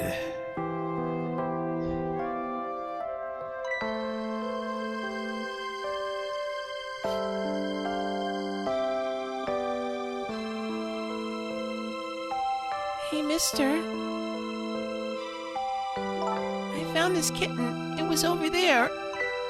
Come to think of it, I just saw it a few minutes ago. It's probably a stray. It's kind of limp. Is it okay? I don't know. I think it's unconscious. That's funny. It doesn't look like it's injured or anything. Poor little kitty. How about if I take it to my house and look after it? Would you like to come home with me, little kitten?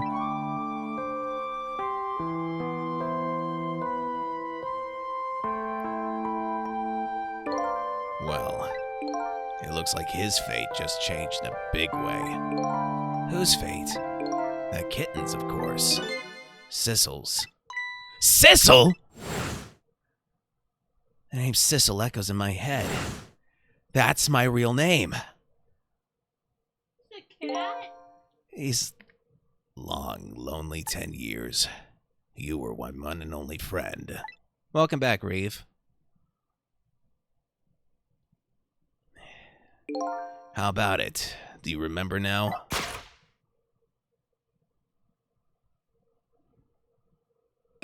Old friend?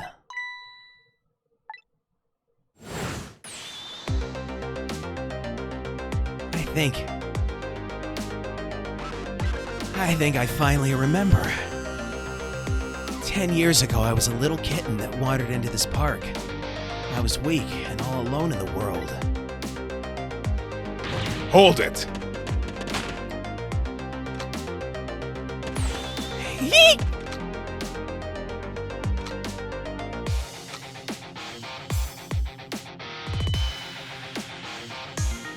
Somebody please look at me. Oh, a kitten. Shoo, you might get hurt.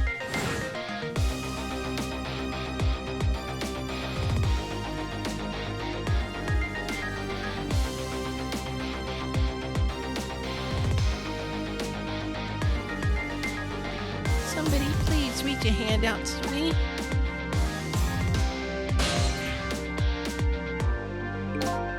I had just only died at the time. I had lost everything. My life, my memory. My body wouldn't move anymore, but I still managed to reach out a hand to him.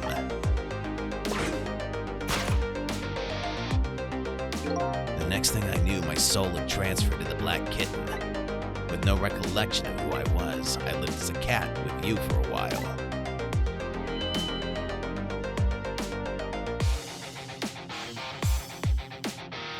After a while, the man regained his memory. I went back to being just a cat, and then the man got his body back.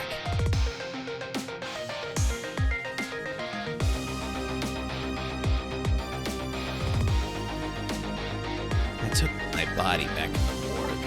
It was somebody I just had to go see, just one more time. I took control of my body and hurried to her house. But I was just a little too late. I had just missed her as she left this world. She left a note that said, "I'm coming to you, Yomiel." A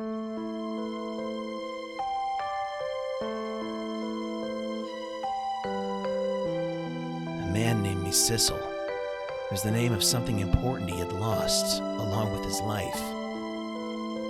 His fiancée. He told me about it once, but I didn't understand what it was.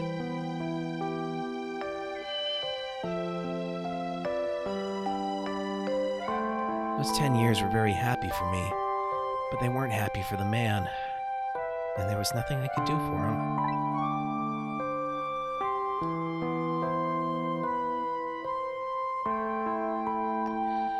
10 years, I wandered through the darkness with no particular place to go.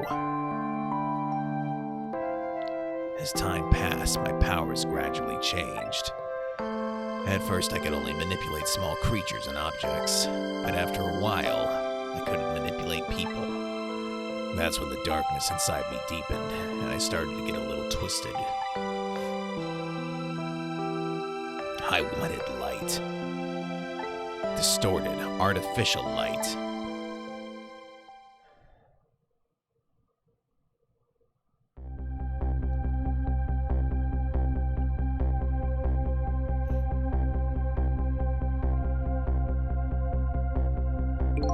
When I got my revenge on Lynn, I would see that light.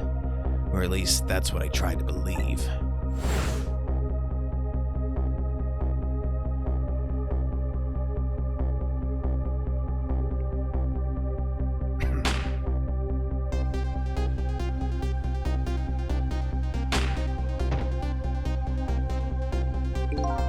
I left my old self buried in that junkyard and walked away.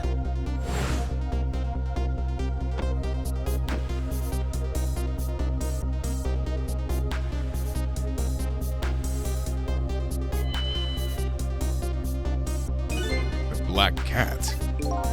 I was possessing Sissel then. It wouldn't look very much like a murder if the corpse got up and walked away after all. So you borrowed the body of your old friend.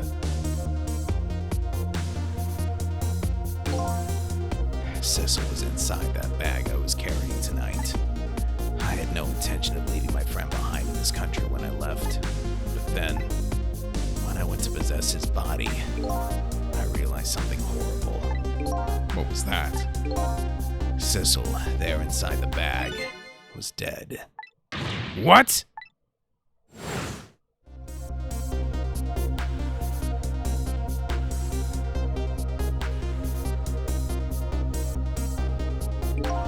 I wasn't able to control her completely. The first bullet didn't hit anything. Or so I thought. But it did hit something, didn't it? It was hit Sissel inside that bag. Yes, that's when I lost my life. Yes, that's when I lost my life. Right there in the presence of Temsic radiation.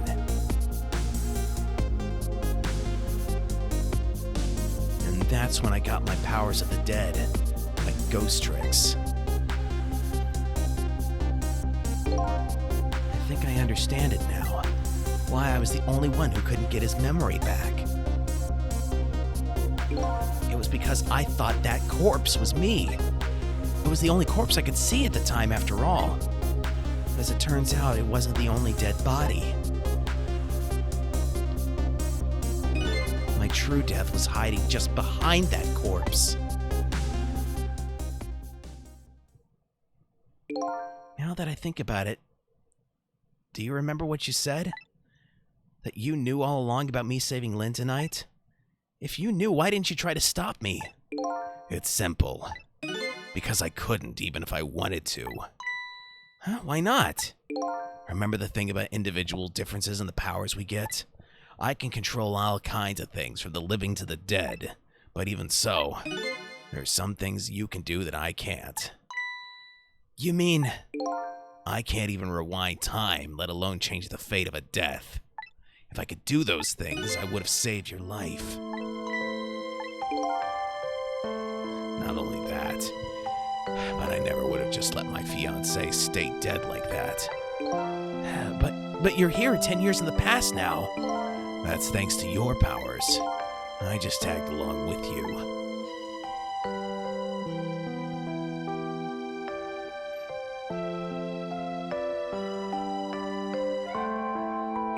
In any case, now the starting point of this entire tragedy has changed dramatically, altering fate. The fate of your death, the kitten Sissel's fate.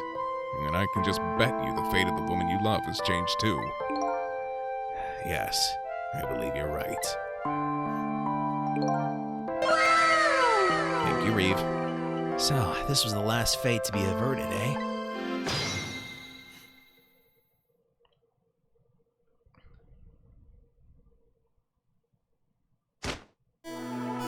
So, Yomio, it looks like your plan for revenge ended in failure.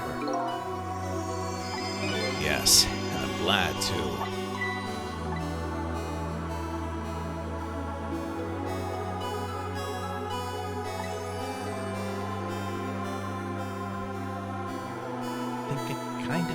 I think I kind of understand now. Wait. Oh, I think I kind of understand now. What you've been feeling these 10 years? She understood. She shed tears for me. That's when my revenge was over. She saved me from the darkness.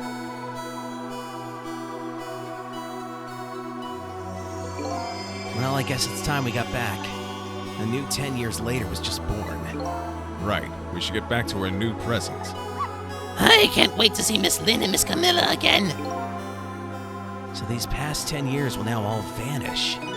Well, not completely. The memories of all of us here will remain, including the memory of what I did, my crime. That's the way this game of the dead works, eh?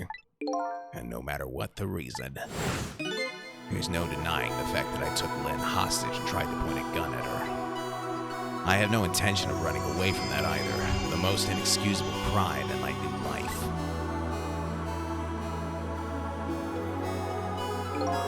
Hey, Sissel, Yes? when we go back, our fates will no longer be interconnected. It'll be like we never met. So before that happens, I just wanted to say one thing. Tonight I stole away your life with my own hands. I'm truly sorry.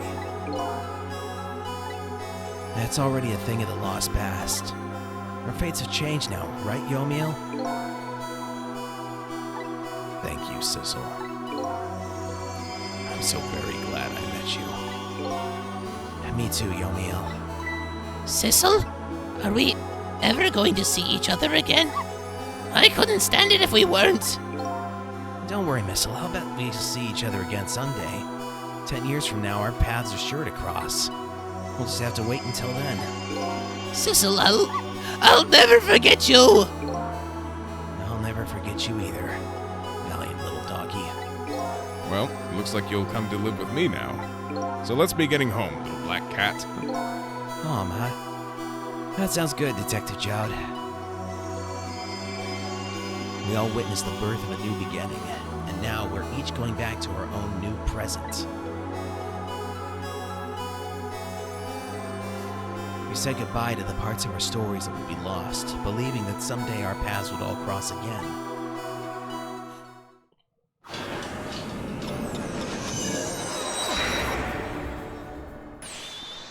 Wait!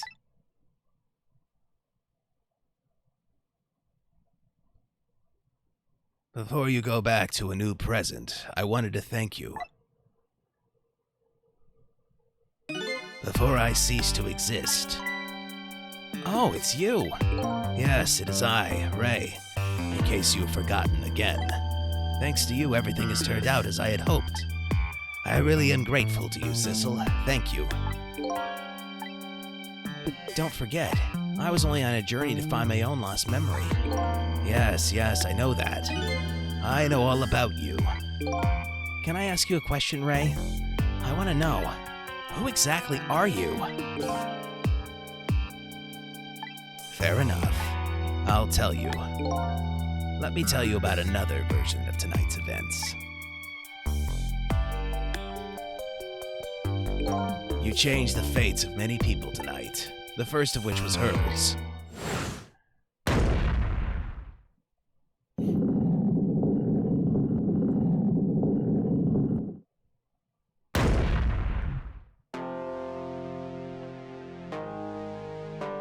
If you had not been there for her tonight, her fate would have been to die in that lonely spot on the outskirts of town. If that had occurred, what do you suppose would have happened? Let me tell you a story. The story of a little creature.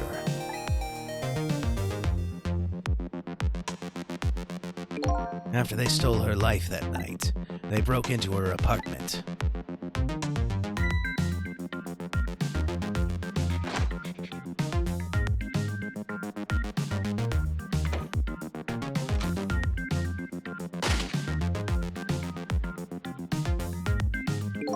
stole the wooden box from the ceiling hiding place and left. And in the process,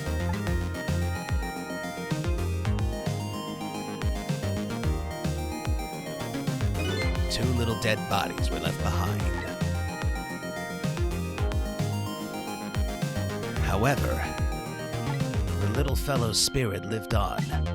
He desperately reached out his paw towards his mistress, and that's when a miracle occurred. What? Look at that! The powers of the dead! But how? He didn't really understand it himself. Not yet, anyway. But with all you know now, I bet you understand it, do you not? Hey, wait a minute!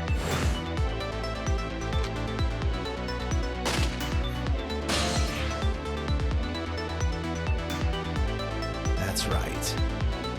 He died inside the aura of that strange energy. Then unfortunately, with his meager powers, he was unable to save his little mistress. There just wasn't anything he could do with only the power to swap objects. He needed the power to manipulate objects in order to save the little lady. The little fellow chased after the men, but there still wasn't anything he could do.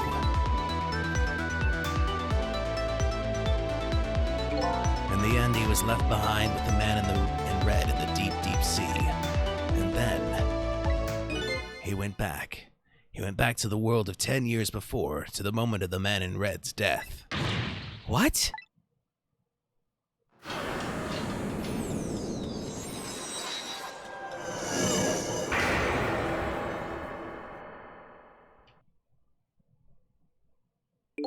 He decided to wait it out. He decided to wait until that night came again.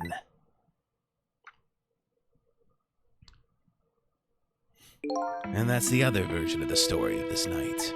A story that has taken these 10 years to be retold. So that was you, huh?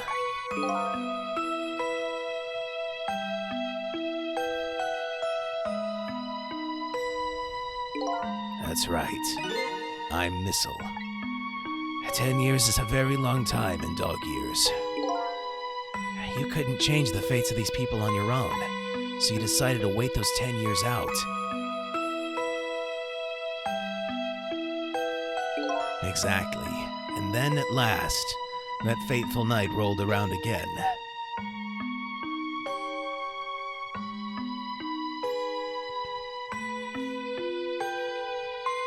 By this time, I had grown old, and my powers were weak.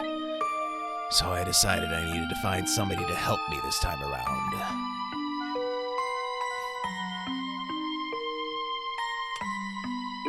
Somebody who possessed different powers than me. But wait a second. You were able to manipulate that desk lamp. Over the course of the long years, my powers changed. My ability to swap objects weakened, but I became able to manipulate small objects. But in that case, why didn't you cooperate with yourself? Because I couldn't. Huh? From watching the man in red, I found out there were individual differences in our powers. I couldn't do any of the things he could do, like travel through the telephone lines, for example. But what? It may not seem like much, but it's a very important power, especially if you're trying to chase somebody. But there's something I don't understand. You knew from the very beginning that I had that power. How did you know so much about me? Why wouldn't I? After all, we had met before on that night the first time around. We what? We met before? From listening to the conversation of the two intruders to the apartment, I had learned that Miss Lynn had lost her life at that junkyard on the edge of town. I followed the ghost world paths of the junkyard and came upon an incredible scene.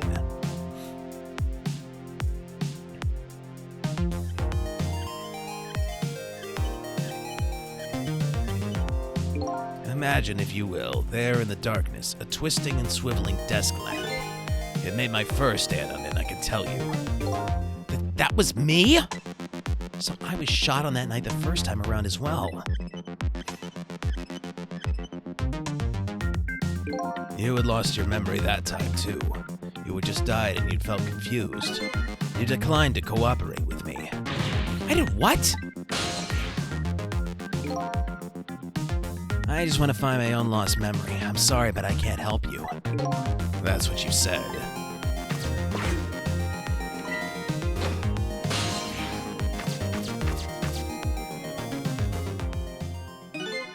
And then you disappeared, away over the telephone line.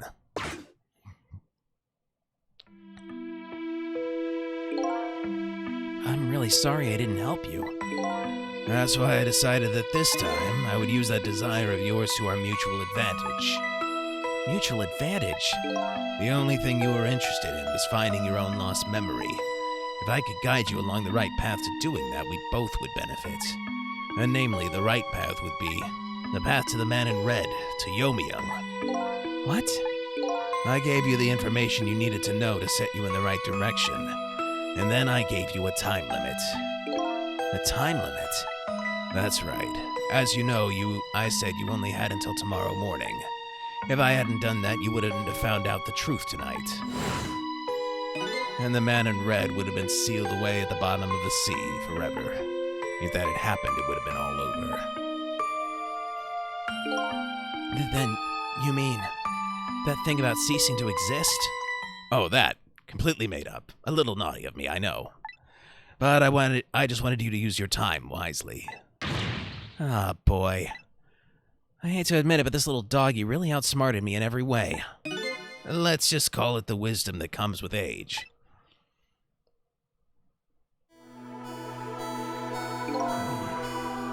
And now it is time to say farewell. These past 10 years will cease to exist, and with them so will I. Missile, I believed in you. I always knew you could do it. And so you did.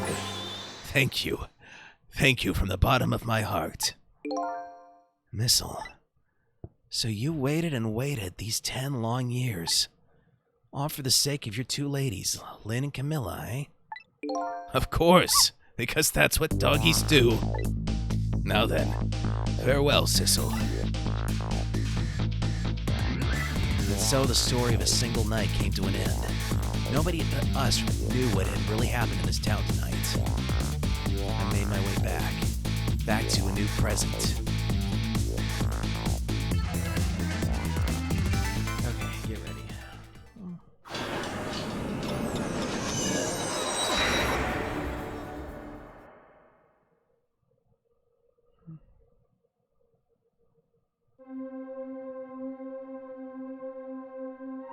Huh? How come it's dark? I'll just turn on the lights here.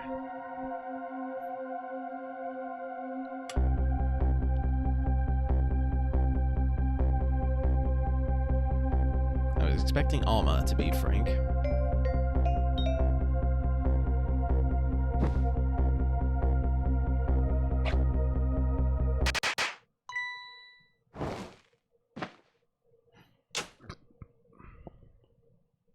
What? Were you surprised? You bet I was. You nearly scared me to death. Yippee! It worked! But it's not even my birthday today. It was my mom's birthday the day before yesterday. I made a surprise for her, but it came out wrong. I wanted to use it again. That's all right, Lynn.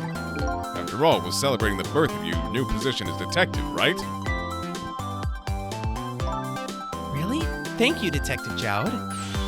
And you're home. Hi, Camilla. Let me introduce you. This is Lynn. She was just assigned to the detective division today. Hi, Camilla. It's nice to meet you. Nice to meet you too, Lynn. Congratulations on becoming a detective. Huh? Is something wrong? You have one of those badges too? Oh, this? Yeah. I have one just like it. My dad gave it to me the other day.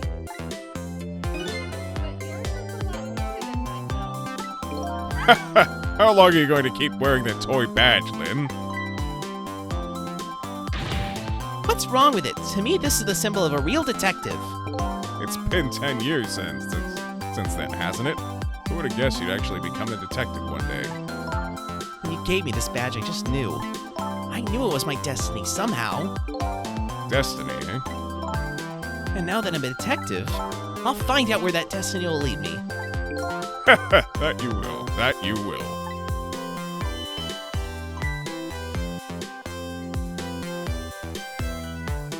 Oh, hello. Don't tell me you're the same little kitten. That's right, the very one. What? This is a very, very special cat. He's 10 years old, but he's still a kitten. Still a kitten? Yep, he never got bigger or anything. Wow, what a mysterious little fellow. I know, right? His name is Sissel. Sissel. It seems to me I've heard that name somewhere before. Maybe Sissel likes to win. All right, everyone, let's start the celebration. Okay, Mom. I see the hair color is genetic.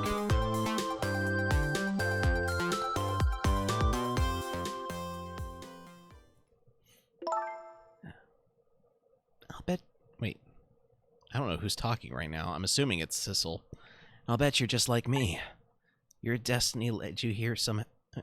Or I'll bet you're just like me. Your destiny led you here somehow too.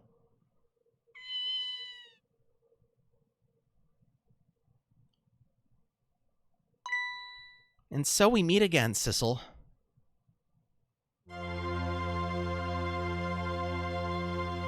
From just that single night as a human, I got a glimpse into their world, and I learned something. Their fates, their lives, they were all interconnected. Somewhere, somehow, in some way.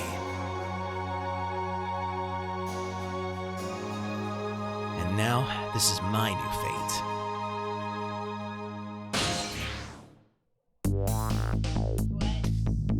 Yeah, he got hit by the meteorite fragment that was 10 years ago. That's why he hasn't aged a day. I guess I really am a cat. It suits me just fine to curl up and watch the strange and beautiful patterns of their lives unfold. And it looks like I'll have plenty to watch here for quite a while.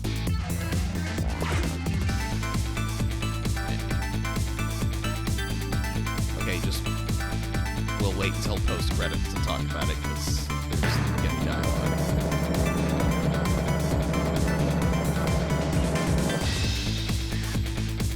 Happy birthday to our lovely Lynn. Like I said, it isn't my birthday.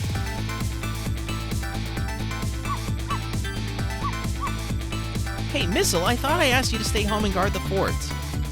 But birthdays are for celebrated together with friends and loved ones. Nothing like it, baby.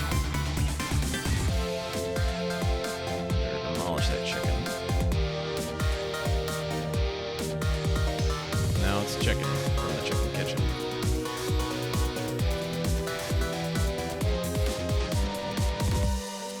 Giant turkey-shaped chicken. That's because chickens are birds, like turkeys. They are shaped like turkeys because turkeys are also shaped like chickens. There, how do you like that? Not bad, huh? But definitely not good. Maybe now I can be a great detective just like Inspector Cabanella. What kind of example is an inspector providing for his men? They never can keep their voices straight.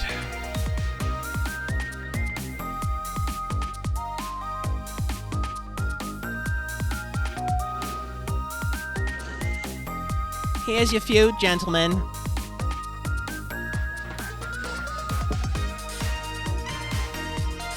Memory, what are you doing here? I heard you were going to be picking up new members for the Special Investigation Unit today. So you took on a part-time job here again just so you could eavesdrop? Oh, welcome up, Spider Zed. Oh, you had no idea the lengths I go to reach my goals.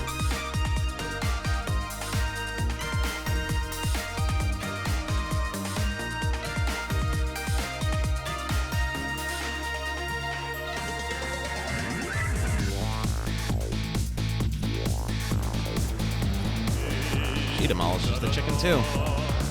La la la! I've never cooked this way before. So exotic, so exciting. coriander, cumin, and fenugreek curry chicken paradise. La la la. Is this really necessary, this new curry chicken menu item? Oh, but the very best customer requested it. Now, good luck with the taste testing.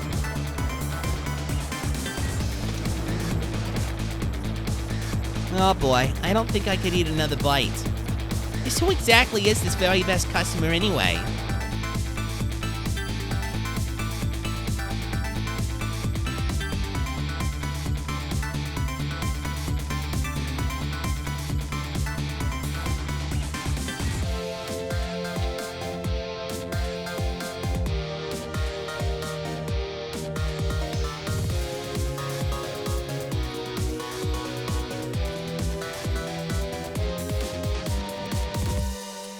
Are you sure we really need all the explosives? Not to worry, Beauty, my dear. I followed the instructions exactly. 20 kilograms of gunpowder, just like it said.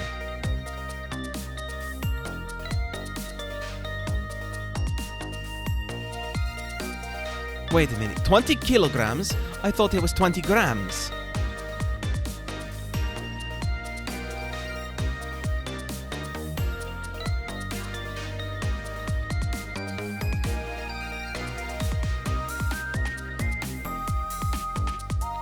I will respond to you, Reeve, after the credits have done rolling and I can be sure I can answer it properly.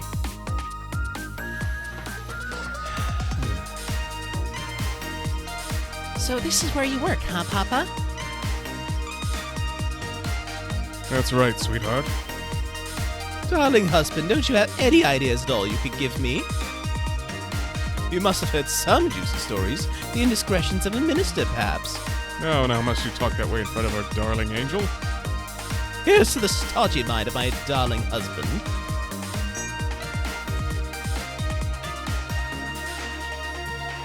Now she does that mid-air. He moved just because, I don't know. I just know that she can clink the glass in mid-air with nothing touching it.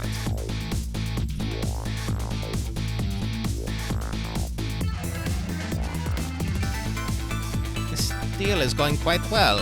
Oh, I must say these grapes are quite good, my man. You know he's about to scrape the bottom of the sea, sir. Be forewarned, sir. God! Keep it together, man. You're trying to give me a case of the vapors. I believe I nearly died of fright just now.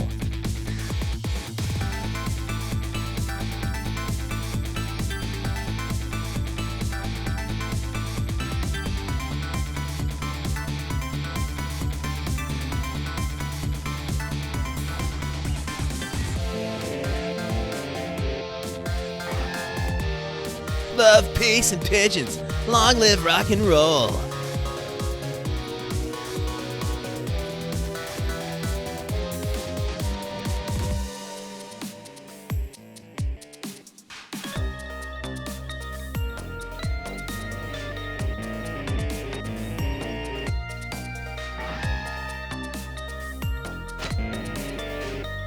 Stop the park from charging admission. Protect the rights of those who live here.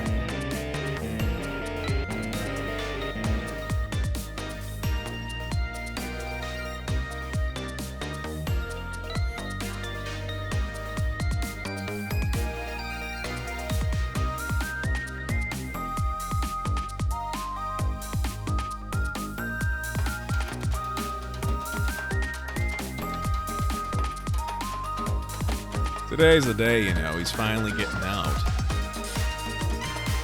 Everybody's starting to get real tired of seeing you do that. And let me show you a new dance that has been passed down in our family for generations. We do this when we have a stomach ache. We call it Dance Away the Pain. Oh, I'm real interested in that one. Think you could show it to me, say, next week? You got it.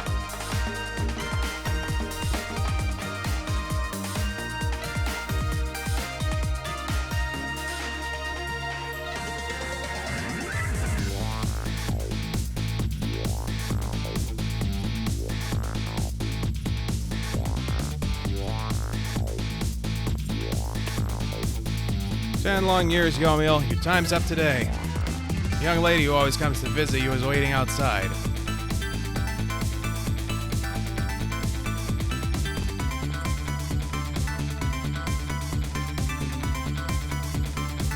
Thank you, Sissel.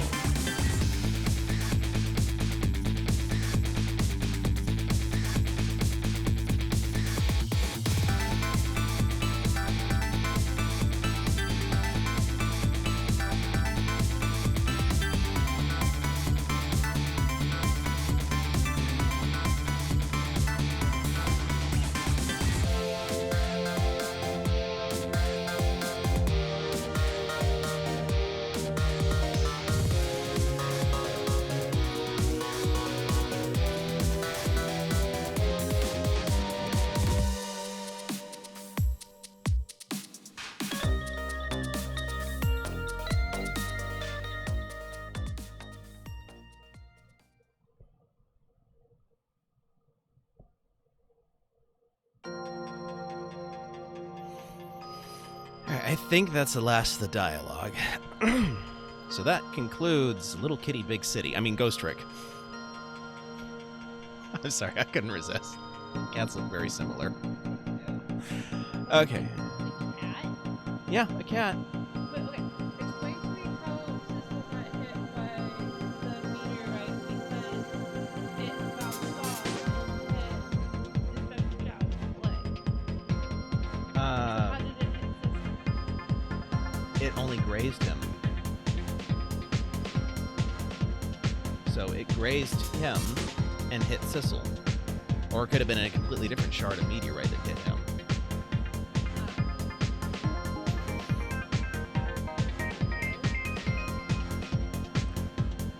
Well, he seems to be okay.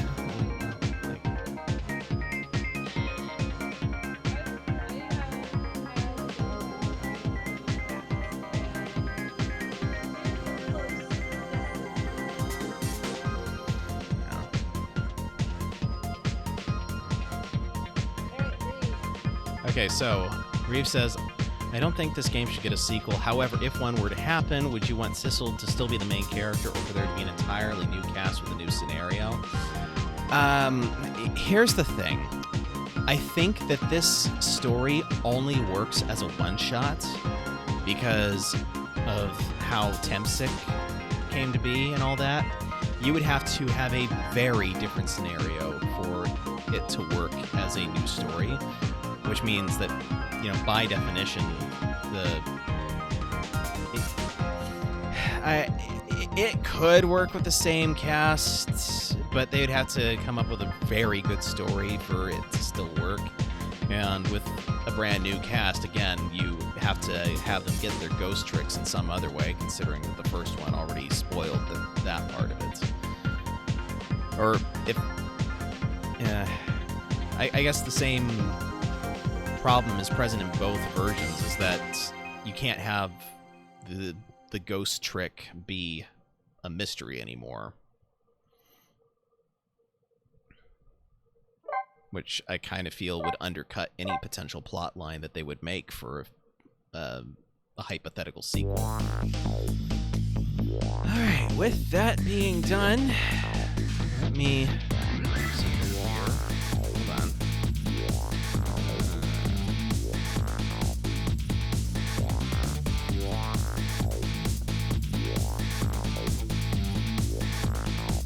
Gotta check out something before I fully end the stream.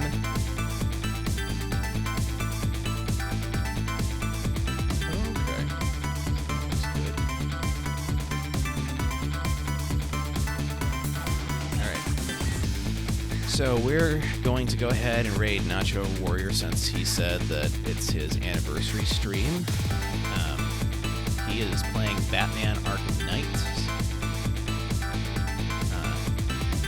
I'll be back on Sunday, assuming I don't get too exhausted over the course of the weekend, with more Final Fantasy VII. I haven't decided what I'll be streaming next Wednesday, but yeah, this is Dr. Novelle signing out. Y'all have a good one. Let us now begin the raid.